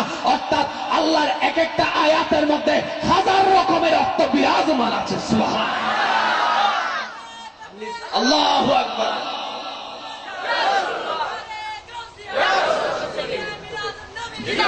উচ্চ আওয়াজ দিয়ে বলেন সুবহানাল্লাহ। আপনি বলেন কুল ইন কুনতুম তুহিব্বুন, কি জানে বলে, কুল ইন্নামা আনা বাশারুন মিসলুকুম। ওই তো নবীজি বলছেন, তো নবী আমার মতো মানুষ। আরেকটা আওয়াজ দেন, আরেকটা আওয়াজ দেন। আচ্ছা, যিনি বসে আছেন ওনাকে তো চিনেন আপনারা?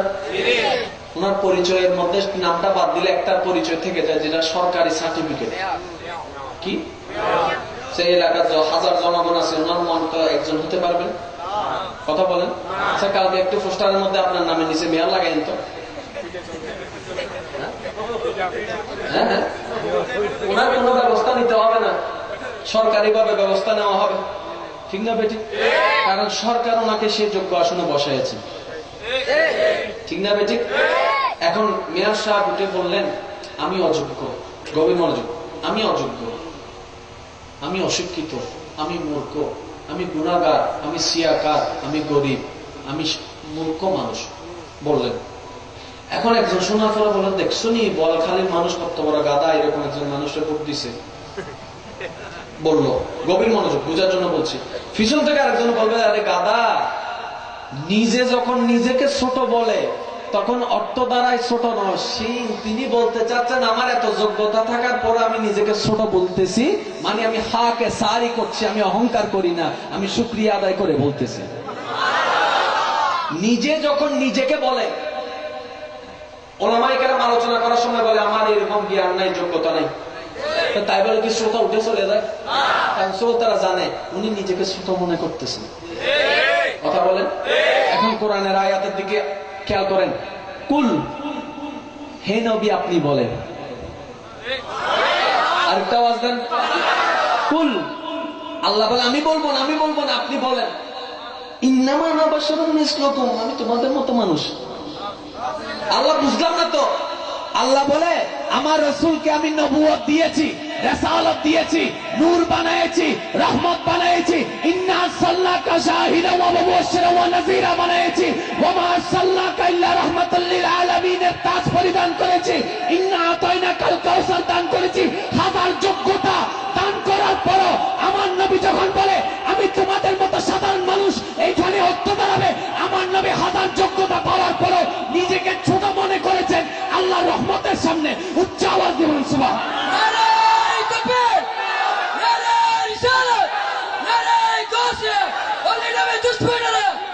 উচ্চ আওয়াজ দিয়ে বলুন সুবহানাল্লাহ। এখানে অর্থ কি দাঁড়াবে? নবী হাজার যোগ্যতা হওয়ার পরও নিজেকে ছোট মনে করেছেন। দলিল ওয়া মা আরসালনাকা ইল্লা রাহমাতুল লিল আলামিন। আল্লাহ এখানে কুল বলে নাই, আরেকটা আওয়াজ দিয়ে বলেন ইন্না আরসালনাকা শাহিদান ওয়া মুবাশশিরান ওয়া নাযীরা, কুল বলে নাই। ইন্না আতাইনাকাল কাউসার, কুল বলে নাই। আল্লাহ ব্যাপার কি? গভীর মনোযোগ। আমি ছোট, আমার বাপ আমার, আপনারা বিরক্ত হলে আমি শেষ করে দিই।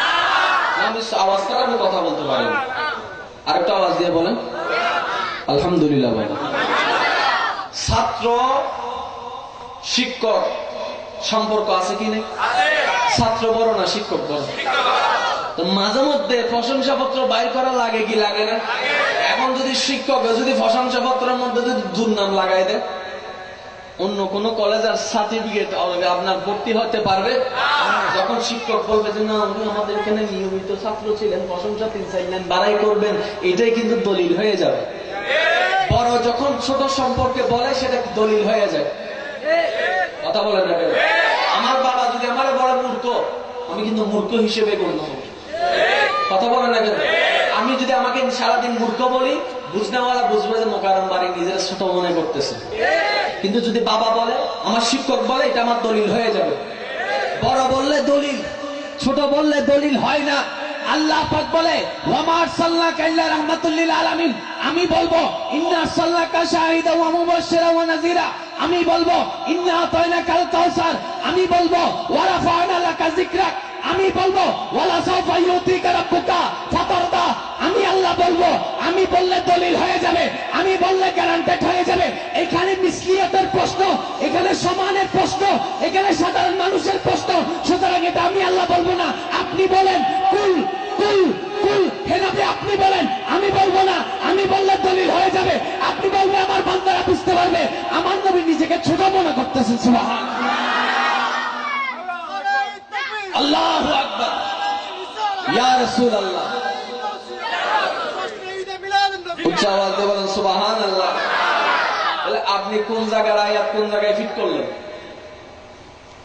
আপনি যে নিজেরা নিজের নবীকে নিজের মতো মানুষ বলতেছেন, আগে পরে একটু নাহু সরফটা খেয়াল করেন না রে ভাই। সেজন্য বলে 17 বিষয়ের জ্ঞান না থাকলে সে কোরআনের তাফসীর করার ক্ষমতা রাখে না। কোরআনের তাফসীর করার আগে 17টা বিষয়ের জ্ঞান থাকতে হবে। তার বাস্তব প্রমাণ আপনারা যদি বিরক্ত হচ্ছে চলে যাবেন। আচ্ছা আচ্ছা, উনি বিদায় নিতেন, আলহামদুলিল্লাহ। এতক্ষণ যে সময় দিয়েছেন এটাও অনেক বড় ব্যাপার। একটু আলহামদুলিল্লাহ বলেন, আর একটু আওয়াজ দিয়ে বলেন আল্লাহ পাক ওনার আমলে, ওনার যোগ্যতায়, ওনার খেদমতে আল্লাহ পাক আরো বরকত দান করুক। আমিন। আল্লাহুম্মা সাল্লি আলা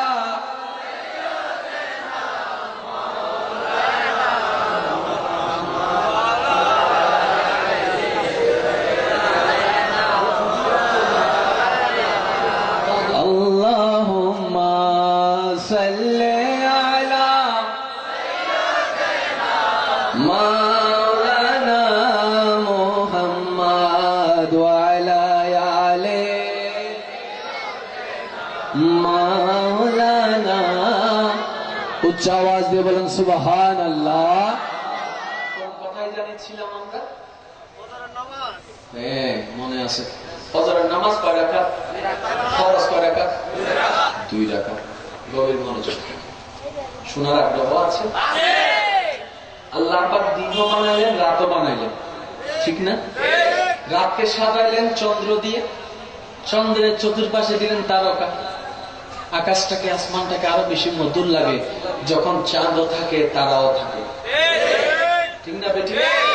10টা থেকে 5টা থেকে 6টা থেকে 7টা থেকে যখন ওই রাত গভীর হয়, তারা আস্তে আস্তে বিকশিত হয়।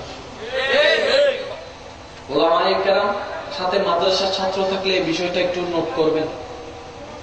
7টা বাজে তারকা থাকে, 8টা বাজে তারকা থাকে, 9টা বাজে তারকা থাকে, 10টা বাজে তারকা থাকে।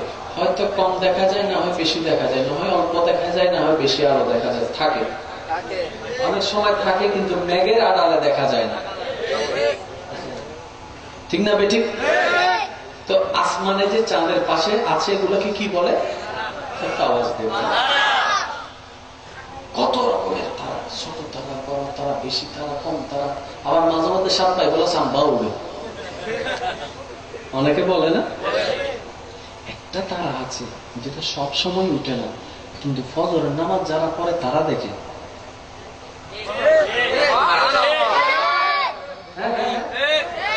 তার নাম কি? আমি তো বলবো, আপনারা কেন বলবেন? একটু আওয়াজ দিয়ে বলেন। 7টা বাজে, 7টা বাজে, 8টা বাজে, 10টা বাজো, 12টা বাজো, 1টা বাজো, সুপ্তারা উঠে কখন? সুবহে সাদিকের সময়। আবার বেশিক্ষণ থাকে না, নির্দিষ্ট সময় থাকার পরে আড়াল হয়ে যায়। স্পেশাল তারা, যে তারার সাথে কোনো তারার তুলনা হয় না, সব সময় উঠে না, নির্দিষ্ট টাইমে উঠে।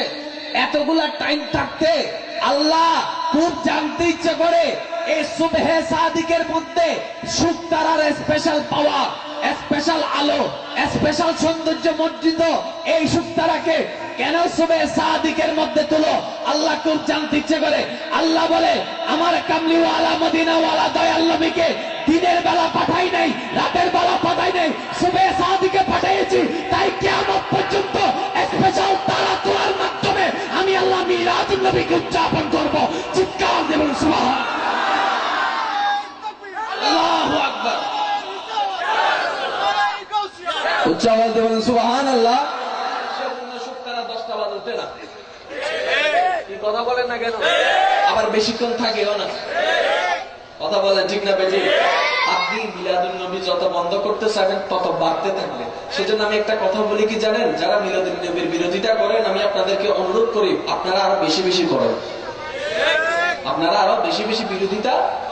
কারণ আল্লাহ বলে যে তোমরা বিরোধিতা যত করবে আমি তত বাড়াই দিব। 2013 সালে যদি চট্টগ্রামে 1000 মিলাদুন নবী হয়, 2013-14 সালের মধ্যে হয়ে গেছে 1500। 2014 সালে যদি 1500 মিলাদুন নবী হয়, 2015 সালে হয়ে গেছে 2000 মিলাদুন নবী। 2015 সালে যদি 2000 হয়, এবার 2016 সালের মধ্যে 2500 হারিয়ে গেছে। কারণ এই মিলাদুন নবীর পিছনে একটা দলিল আছে, ওয়ামা আরসালনাকা ইল্লা রাহমাতাল লিল আলামিন। নবীর মুজিজার মধ্যে ওয়ারাফা'না লাকা যিকরাক, বাড়তে থাকবে, কমবে না। তা আপনারা বিরোধিতা করেন, মিলাদুন নবী বাড়বে, যত মিলাদুন নবী বাড়বে তত আমাদের বাড়বে। আপনারা যদি আমাদের ভালো চান, ঠিক আছে, করেন বিরোধিতা, সমস্যা নাই। ভুল বললাম মনে হয়? আমরা আপনাদের কাছে যথেষ্ট কৃতজ্ঞ, কেউ ঠিক না বেঠিক? আমরা আপনাদের কাছে যথেষ্ট পরিমাণ কৃতজ্ঞ যে আপনাদের বিরোধিতার কারণে আল্লাহ বলে যে যত বিরোধিতা করবি তত বাড়ায় দিব। তো মিলাদুন নবী বাড়তে আছে, তো মিলাদুন নবী তার এমনি যেমন বক্তা ছাড়া তার হয় না, বক্তা ছাড়া। তো সেজন্য আমরা সুন্নিরা চিন্তা করতেছি মাঝে মধ্যে আপনাদেরকে প্রতি মাসে একটা একটা ডোনেট দিব, মাঝে মধ্যে কিছু ফিস আপনাদেরকে দিয়ে দিব। সবাই থেকে দিলে 100, 200, 300 টাকা করলে তো তোমাদের জন্য যথেষ্ট, কারণ তোমরা 100 টাকার মূল্য মুরগি জড়াতে গেলে 100 টাকা দিয়ে চলে যায়। কথা বলে না? সুন্নিরা যেখানে সেখানে যায় না, সুন্নিদের যাওয়ার জন্য আলাদা স্ট্যাটাস দরকার। সুন্নিদের মধ্যে আবু সুফিয়ান আছে কি নেই? আনেন তো, কত দাম। নূর ইসলাম ফারুকী শহীদে মিল্লাত কত দাম। আপনাদের একটা মৌলবি দেখেন তো এরকম আছে? শুধু তাই না, সুন্নিদের চলার একটা স্টাইল আছে, দেখতে একটা স্টাইল আছে। আপনাদের এগুলা নাই, সবগুলো ছোটবেলায় দেখতাম আলিফ লাইলা আলিফ লাইলা জিন, মানে মহত বড় জিন, বড় না ফরজ সারা দাঁড়িয়ে মাদ্রাসার সামনে যায় মারলে বেড়ে জিনি বেন্ডায় না। বাস্তব না বাস্তব? সুন্নি যারা তারা কালো হলো কিন্তু চেহারা একটা মায়া আছে। এই আইন আপনি পাল্টাতে পারবেন না, হাজার ফেয়ানার লাভলি মাজলেও পারবেন না। কিন্তু যারা মুস্তাফে রাসূল তাদের চেহারা দেখবেন, দেখার সাথে সাথে আরিফ লাইলা জিনের কথা মনে করবে। বাস্তব কথা আমি বলছি, তার বাস্তব একটা উদাহরণ।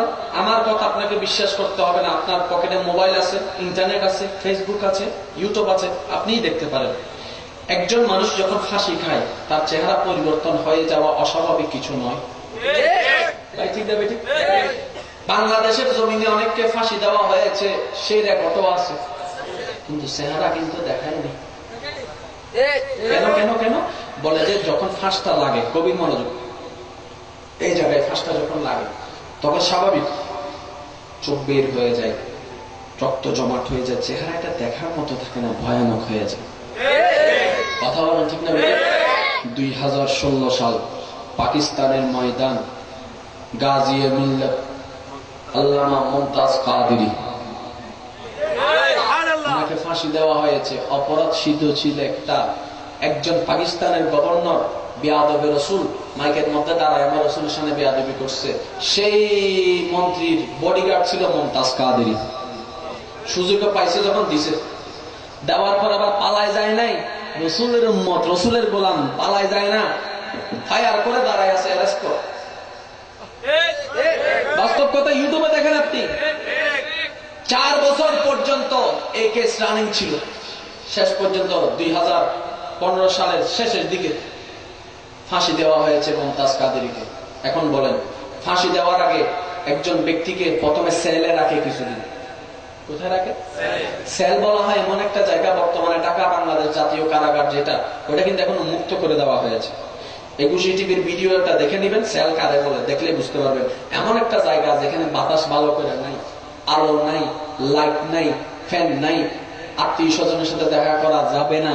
তারপরে জেলের মধ্যে যারা কয়েদি আছে তাদের সাথে কথা বলা যাবে না। এটা হচ্ছে ফাঁসির 6 দিন আগে কিংবা 3 দিন আগে ওইখানে রাখা হয়। এটাকে বলা হয় কি? সেল। সেল। এটাকে কি বলা হয়? মুমতাজ কাদেরী রায় ঘোষণা করা হলো, ফাঁসিতে দিবেন। গভীর মনোযোগ নবীর গোলামেরা শুনেন তো। ফাঁসিতে যাকে দেওয়া হয় সে জানায় যে ফাঁসি থেকে বাঁচার কোনো উপায় নেই। তারপরে কি সে নিজের ইচ্ছে ফাঁসির মঞ্চে যাইতে চায়? সে বাঁচার চেষ্টা করে, কান্নাকাটি করে, সরি বলে, কত কিছুই বলে, কিন্তু রায় যেহেতু হয়ে যেটা তো করার উপায় নেই। টেনে টেনে তাকে নিয়ে যায়, এটাই স্বাভাবিক, কারণ কেউ ইচ্ছে করে মরতে চায় না। গভীর মনোযোগ।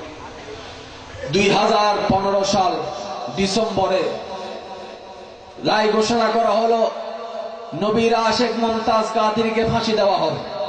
বিশ্ববাসীর মধ্যে আন্দোলন শুরু হয়ে গেল মুমতাজ কাদেরীর পক্ষে, কিন্তু দেশের আইন বলে কথা, বিচার করে দিল তারা। যাই হোক, 3টা 45 মুমতাজ কাদেরীর সে পার্সোনাল উকিল মিডিয়ার মধ্যে এসে ওপেনলি সাক্ষী দিচ্ছে। 3টা 45 যখন হলো, তাকে যখন সেল থেকে বের করার জন্য নিয়ে গেলেন, তখন মুমতাজ কাদেরী নিজে থেকে বের হয়ে আসলেন। আরেকটা আওয়াজ দিয়ে বলেন।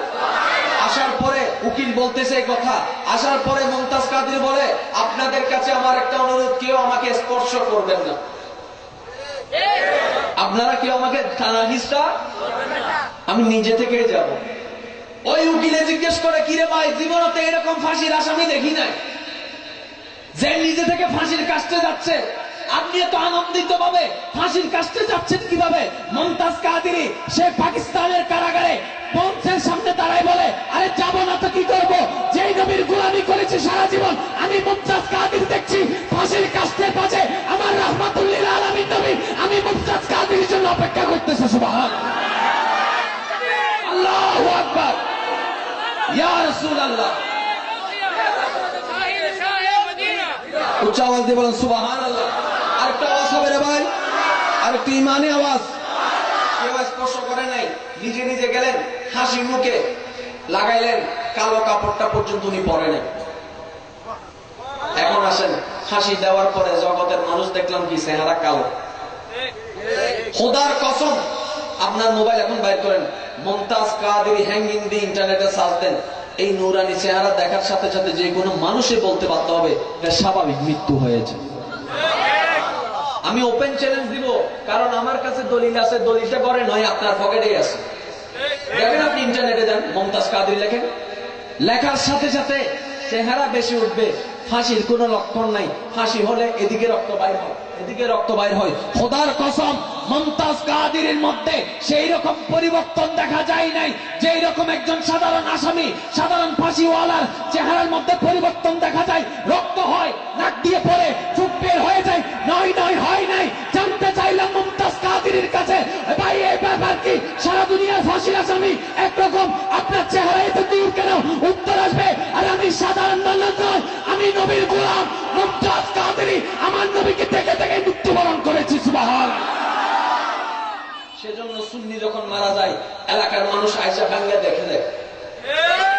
কথা বলেন, এটা বাস্তব কথা বলছি। জালালউদ্দিন আল কাদের মারা গেছেন, সবাই দেখছে কি দেখে নাই? একজন গোস্তাকে রসুল মারা গেলে কিন্তু চেহারা দেখানো হয় না। কথা বলেন, রেকর্ড হাজারটা আছে।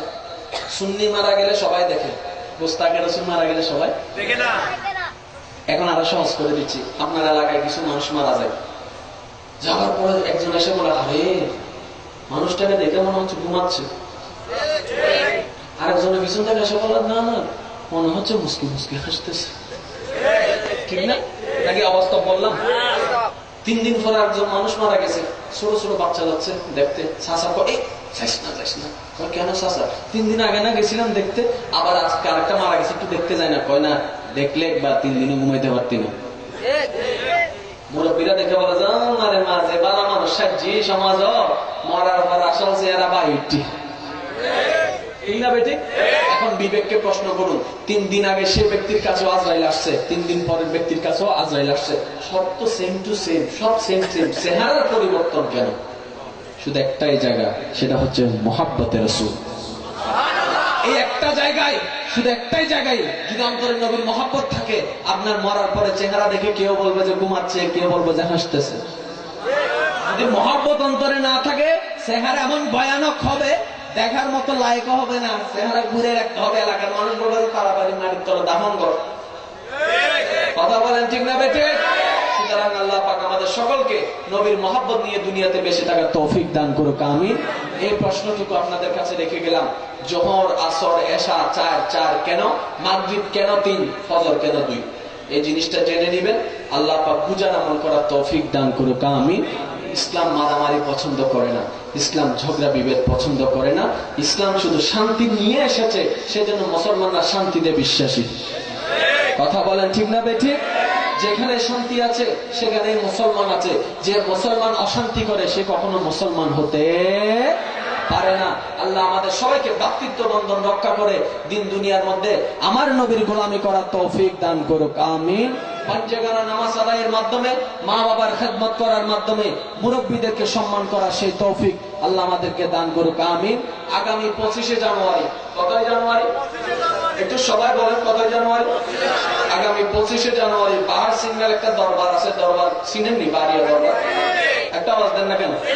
আগামী 25শে জানুয়ারি বাড়িয়া দরবার শরীফের মধ্যে বার্ষিক ঈদে মিলাদুন নবী সাল্লাল্লাহু আলাইহি ওয়াসাল্লাম মাহফিল প্রতি বছরই আয়োজন করা হয় 25শে জানুয়ারি ইনশাআল্লাহ। পোস্টার লিফলেট করা হয় না, পাবলিসিটি করা হয় না, কোনো কিছু ছাড়াই আল্লাহর বান্দাদের উপস্থিতি হয়। তো সুতরাং সেই মাহফিলের দাওয়াত আপনাদেরকে দিলাম। দরবারে বাড়িয়া শরীফের সাজ্জাদা নশীন পীর সাহেব হুজুর কেবলা মুজাহিদে মিল্লাত আল্লামা মুফতি সৈয়দ শামসুদ্দোহা বারি মাদ্দাজিল্লুল আলীর পক্ষ থেকে আপনাদের সবাইকে 25শে জানুয়ারির দাওয়াত দিয়ে গেলাম। আপনাদের যাদের সুযোগ হয়, ইচ্ছা হয় আসবেন। আমার নবীর উম্মতের কাছে নবীর মিলাদুন নবীর দাওয়াত পৌঁছে দিলাম। আল্লাহ সবাইকে কবুল করে, আমিন। ওয়া আখিরু দাওয়ানা আলহামদুলিল্লাহি রাব্বিল আলামিন। আসসালামু আলাইকুম ওয়া রাহমাতুল্লাহি তাআলা ওয়া বারাকাতুহু।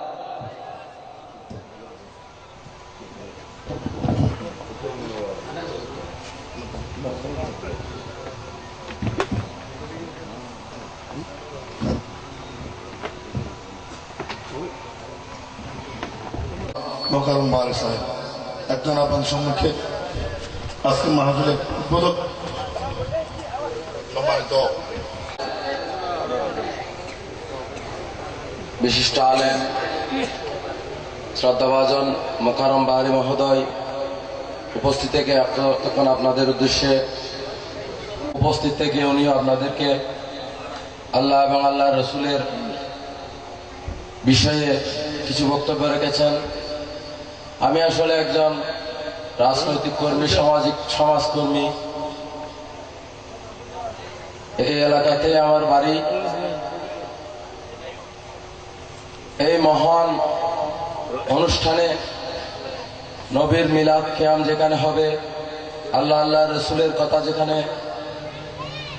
আমাদের সম্মানিত উলামায়ে কেরামেরা বলবেন, সেখানে বলার মতো তেমন যোগ্যতা আমার নাই। তবুও আমাকে যেহেতু এই লাউড স্পিকারটা দেওয়া হয়েছে, আমি আমার মুরব্বীদেরকে সশ্রদ্ধ সালাম এবং ধন্যবাদ এবং কৃতজ্ঞতা জানাচ্ছি। আপনারা এত শীতের রাতে এই ঈদে মিলাদুন নবী উদযাপনের জন্য যে আয়োজন করা হয়েছে সেই আয়োজনে এসে উপস্থিত হয়েছেন। আর নওজোয়ান ভাইদেরকে অভিনন্দন জানাচ্ছি এই সুন্দর আয়োজন করার জন্য। আমি শুধু এটুকু বলবো, আল্লাহ এবং আল্লাহ রসুলের সন্তুষ্টি অর্জনের জন্য এবং সুন্নিয়তকে আমাদের নওজোয়ান ভাইদের কাছে পৌঁছে দেওয়ার জন্য এই যে আয়োজন, সে আয়োজনের সার্থকতা তখনই হবে যখন আমরা এই ঈদে মিলাদুন নবী অনুষ্ঠান শেষে আমাদের উলামায়ে কেরামরা যেই সব বক্তব্য আমাদের মাঝে আমাদেরকে শ্রবণ করিয়ে যান, আমাদেরকে বুঝিয়ে যান, আমাদেরকে বলে যান, সেই মতো আমরা নিজের জীবনকে পরিচালিত করি, ভালো কাজের দিকে নিজেদেরকে ধাবিত করি, নিজেরা সমাজের শান্তি শৃঙ্খলা বজায় রাখার জন্য একে অপরের সাথে আন্তরিকতার সহিত সহাবস্থান করার জন্য, মিলেমিশে থাকার জন্য, সমাজে শান্তি প্রতিষ্ঠার জন্য, গরিব দুঃখী মেহনতি মানুষের সহযোগিতা করার জন্য এবং শিক্ষা ক্ষেত্রে শিক্ষা আমাদের সন্তানেরা যাতে সুশিক্ষায় শিক্ষিত হয়, ধর্মীয় শিক্ষায় শিক্ষিত হয়, সেদিকে যদি আমরা ধাবিত হই তাহলে আমাদের এই মহান ঈদে মিলাদুন নবী উপলক্ষে আয়োজন করা এবং বড় বড় আলেমদেরকে এনে আমাদের সমাজের মানুষদের উদ্দেশ্যে যেসব কথা আমরা শুনিয়ে থাকি কিংবা বলিয়ে থাকি সেই মতো চলাটাই হচ্ছে, চলতে পারলেই আমাদের এই ঈদে মিলাদুন নবীর সার্থকতা হবে। আমি আশা করব যার যার অবস্থান থেকে আমরা যতটুকু পারি আল্লাহ আল্লাহর রসুলের কথা মতো চলার জন্য এবং কুরআন সুন্নাহ ভিত্তিক সমাজ ব্যবস্থা তথা সুন্নি সমাজ প্রতিষ্ঠা করার জন্য সবাই কাজ করব। সবাইকে এইভাবে কাজ করার উদাত্ত আহ্বান জানাচ্ছি। সাথে সাথে আমরা যখন এই যে ঈদে মিলাদুন নবী আয়োজন করি, সেই ঈদে মিলাদুন নবীতে আর্থিক, শারীরিক এবং পরামর্শ দিয়ে সবাইকে সহযোগিতা করার জন্য আমি গাউসিয়া কমিটির পক্ষ থেকে এবং আমার ব্যক্তিগত পক্ষ থেকে অনুরোধ জানাচ্ছি। সবাইকে ধন্যবাদ এবং আমার মুরব্বীদেরকে আবারও আমার সালাম এবং শ্রদ্ধা জানিয়ে আমার বক্তব্য শেষ করছি। খোদা হাফেজ। ঈদে মিলাদুন নবী সফল হোক, সার্থক হোক। আসসালামু আলাইকুম। السلام يا حبيبي يا رسول، السلام يا نبي دجبول، مرحبا يا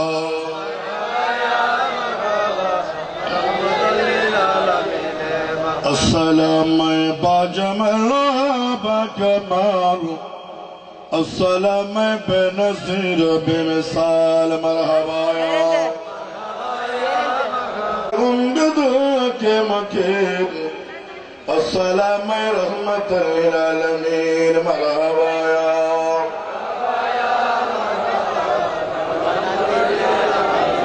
عرش کرشے جھک رہا ہے تاج محمد کے لیے،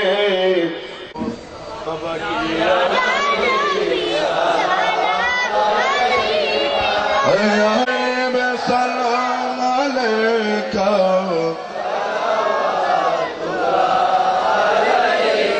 حبیب سیدی یا رسول اللہ، اکو یا حبیب اللہ، امر مارا نکالے নবী আপনাকে কাছে যেতে থাকবে না, মরণ যন্ত্রণা এটুকু আমাদের কামনা। ইয়া নবী সালাম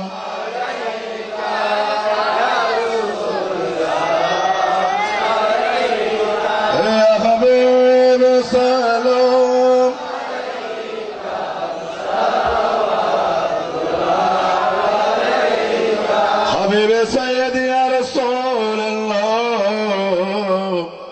أكوى يا رحمة العالمين আমরা তো সবাই গুনাহগার কে আছে মোদের বাসাবার হয়েছি উম্মত আপনার ইয়া রাসূলুল্লাহ আপনি তো রহমতের বান্দার ইয়া নবী সালাম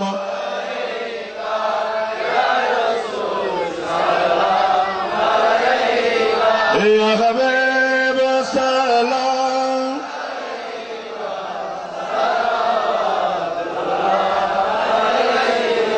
حبيبي سيدي يا رسول الله أكا يا نور من نور الله روزة से पर्दा उठा दो नूरानी सेहरा दिखा दो और साथ साथ आवाज सुना दो मेरे दिल की आरज़ू मिटा दो या नबी सलाम अलैका या रसूल सलाम अलैका या हबीब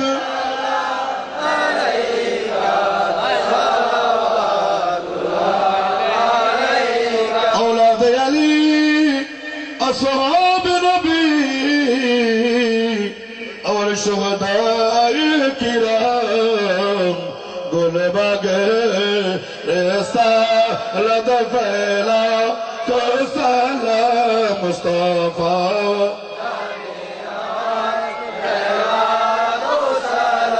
समय बज में हिदायत इमाम आज़म गौस आज़म और खजा गरीबी निवाज सैयदी हजरत किबला तैयब दरसा मेरे शहर के अगले सुन्नत फैला को सलाम मुस्तफा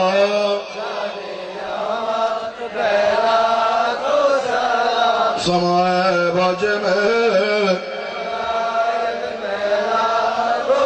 मजदर शरीफ कुर्बी अली शुदा शेर बंगला और तमाम औलिया के नाम जिनके कर करादा सुन्नत मुस्तफा ऐसे पीरे तरीक़त फैला को सलाम मुस्तफा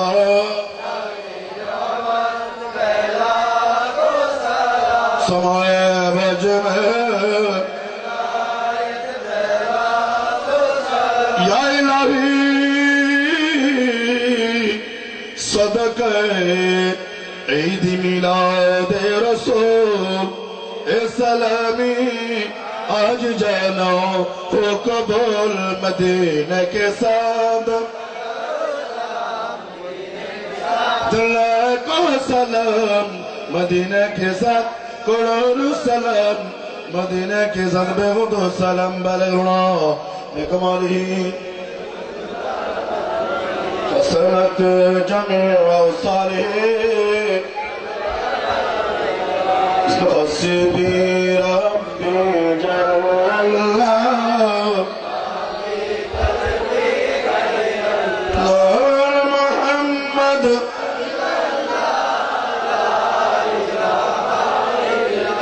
हस्बी रब्बी जल्ला मा फी करबी नूर मोहम्मद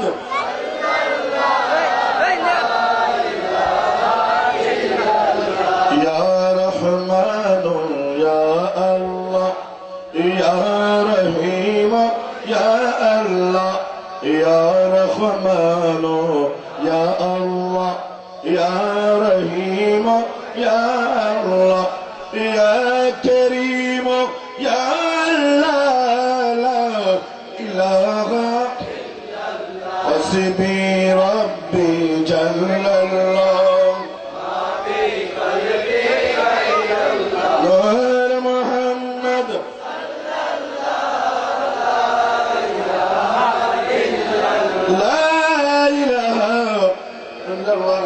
রাসূলুল্লাহ সাল্লাল্লাহু তাআলা আলাইহি ওয়াসাল্লাম।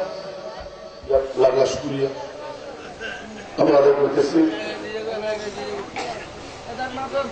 তদবির দেওয়ার সময় পর্যন্ত আপনারা যতক্ষণ পর্যন্ত কষ্ট করে বসেছেন সবাই দাঁড় করে অন্তত পক্ষে তরুণরা সুন্দরভাবে সুস্থ দিতে পারে। আপনারা সবাই সুন্দর বসে তরুণ গ্রহণ করেন।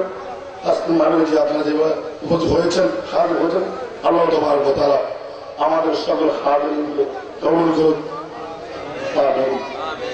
আল্লাহ তোমার তারা আমরা যা এতক্ষণ পর্যন্ত কোরবান কেমন করেন জওয়ান মোবারক থেকে কোরআন হাদিসের আলোকে রসুল আত্মসম্মান মাহফিল আয়োজন করেছেন অনেক কষ্টের বিনিময়ে এবং পাড়ার প্রতিবেশী এলাকাবাসী সহ এবং এই বাড়ির এই এলাকা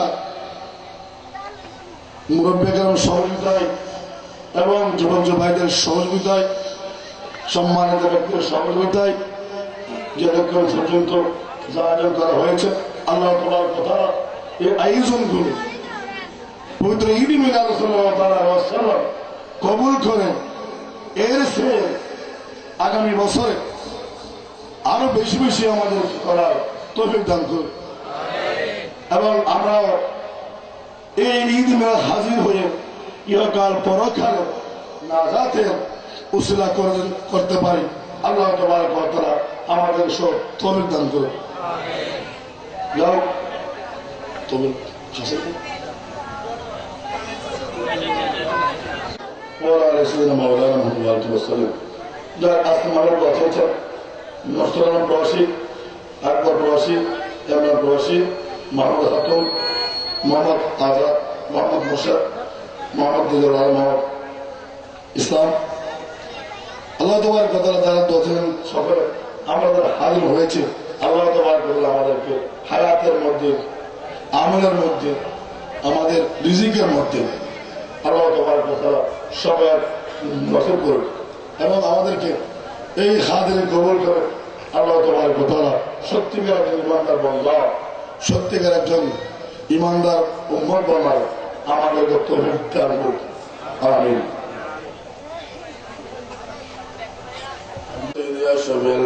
حسبني مولا لیکن تیرا محبوب کی امت میں ہے ہم گناہگار پہ تیرے مہربان چاہیے سب مراوت ہو جائیں رحمت کا پانی چاہیے تو دریائے رحمت بہا دے خدایا ذو سوال در پہ تیرے آیا چولی بھر دیا हमको भी कुछ दे दे मौला मुस्तफा के वास्ते या इलाहल आलमीन এলাকাবাসীর পক্ষ থেকে আল্লাহ রব্বুল আলামিন আল্লাহ প্রবাসী ভাইদের পক্ষ থেকে আল্লাহ সকলের সার্বিক সহযোগিতায় আল্লাহ এই পবিত্র ঈদ মিলাদুন নবী এতক্ষণ পর্যন্ত আল্লাহ আয়োজন করা হয়েছে আল্লাহ রব্বুল আলামিন যা শুরু শেষ পর্যন্ত আলাদা করা হয়েছে আল্লাহ সকলের পক্ষ থেকে আমরা যারা হাজির হয়েছি আল্লাহ আমাদের সকলের পক্ষ থেকে আপনার শাহী দরবারে কবুল করে নাও রব্বুল আলামিন শাইখে নবী হায়াত নবী উম্মতের কান্ডের রাসূল কিয়ামতের ময়দানে সুপারিশ के रसूल हमारा गुनाहगार को हिदायत हो जान सरदार सरवर कायनात अनवर आजम नूर मुरस्सम अहमद मुस्तफा मोहम्मद मुस्तफा सल्लल्लाहु ताला अलैहि वसल्लम रोज़ात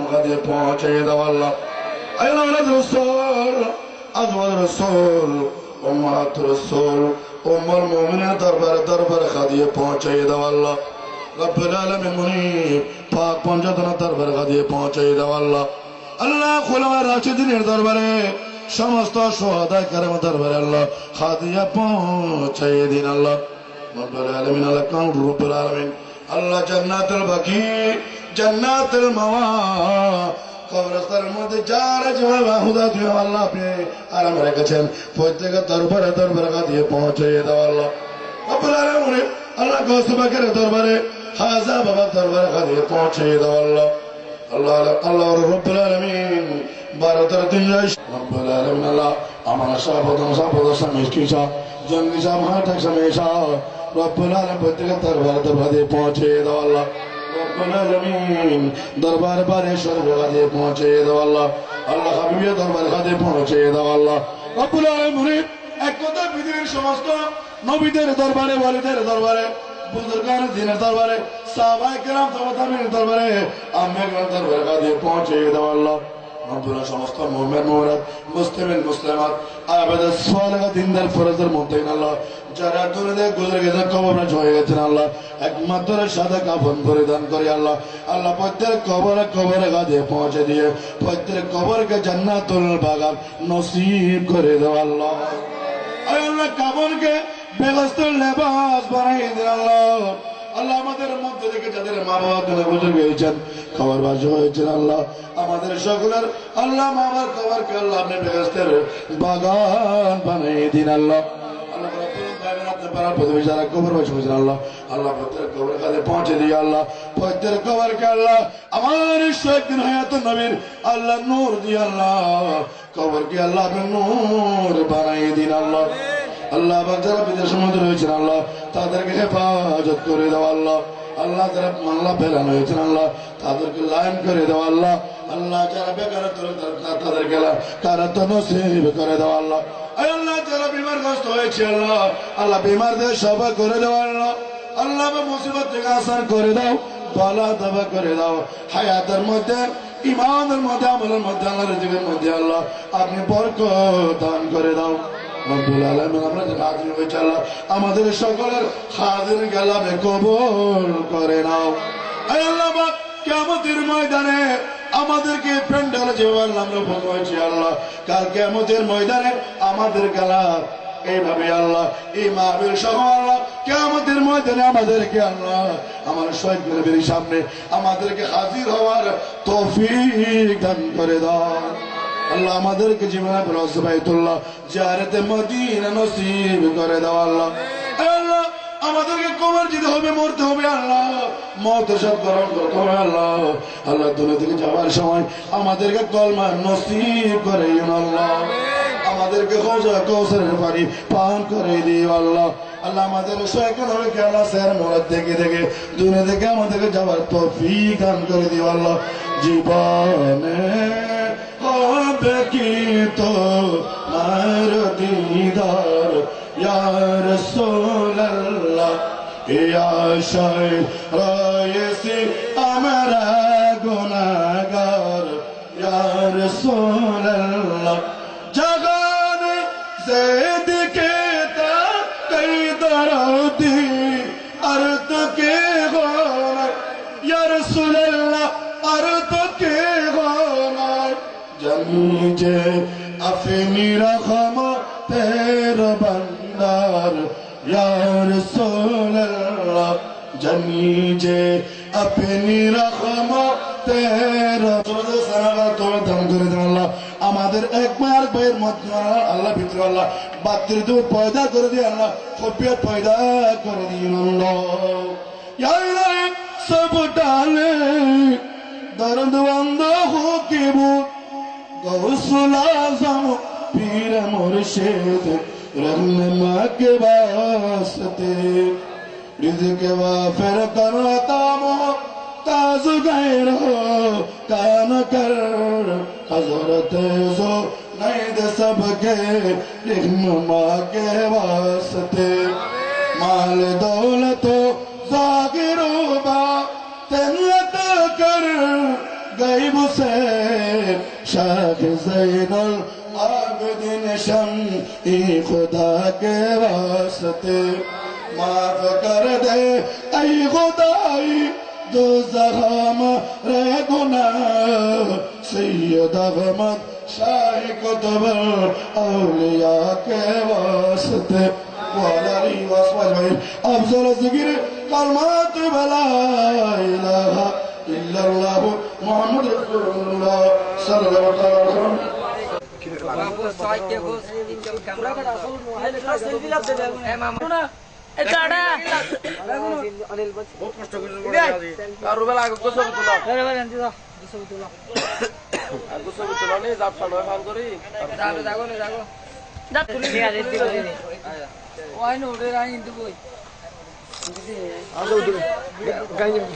একজন আমাদের তো না উড়ে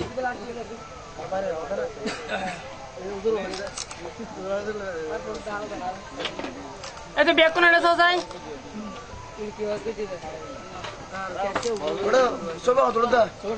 ছবি তুলে না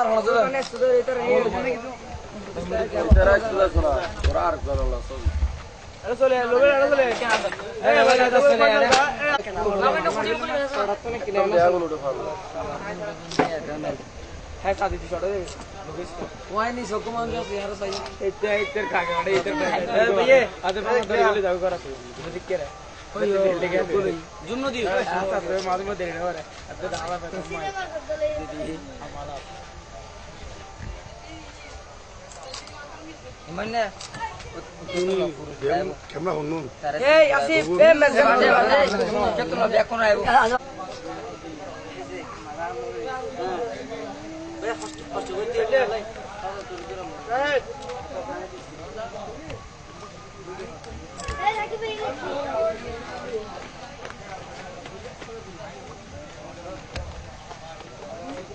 দেখা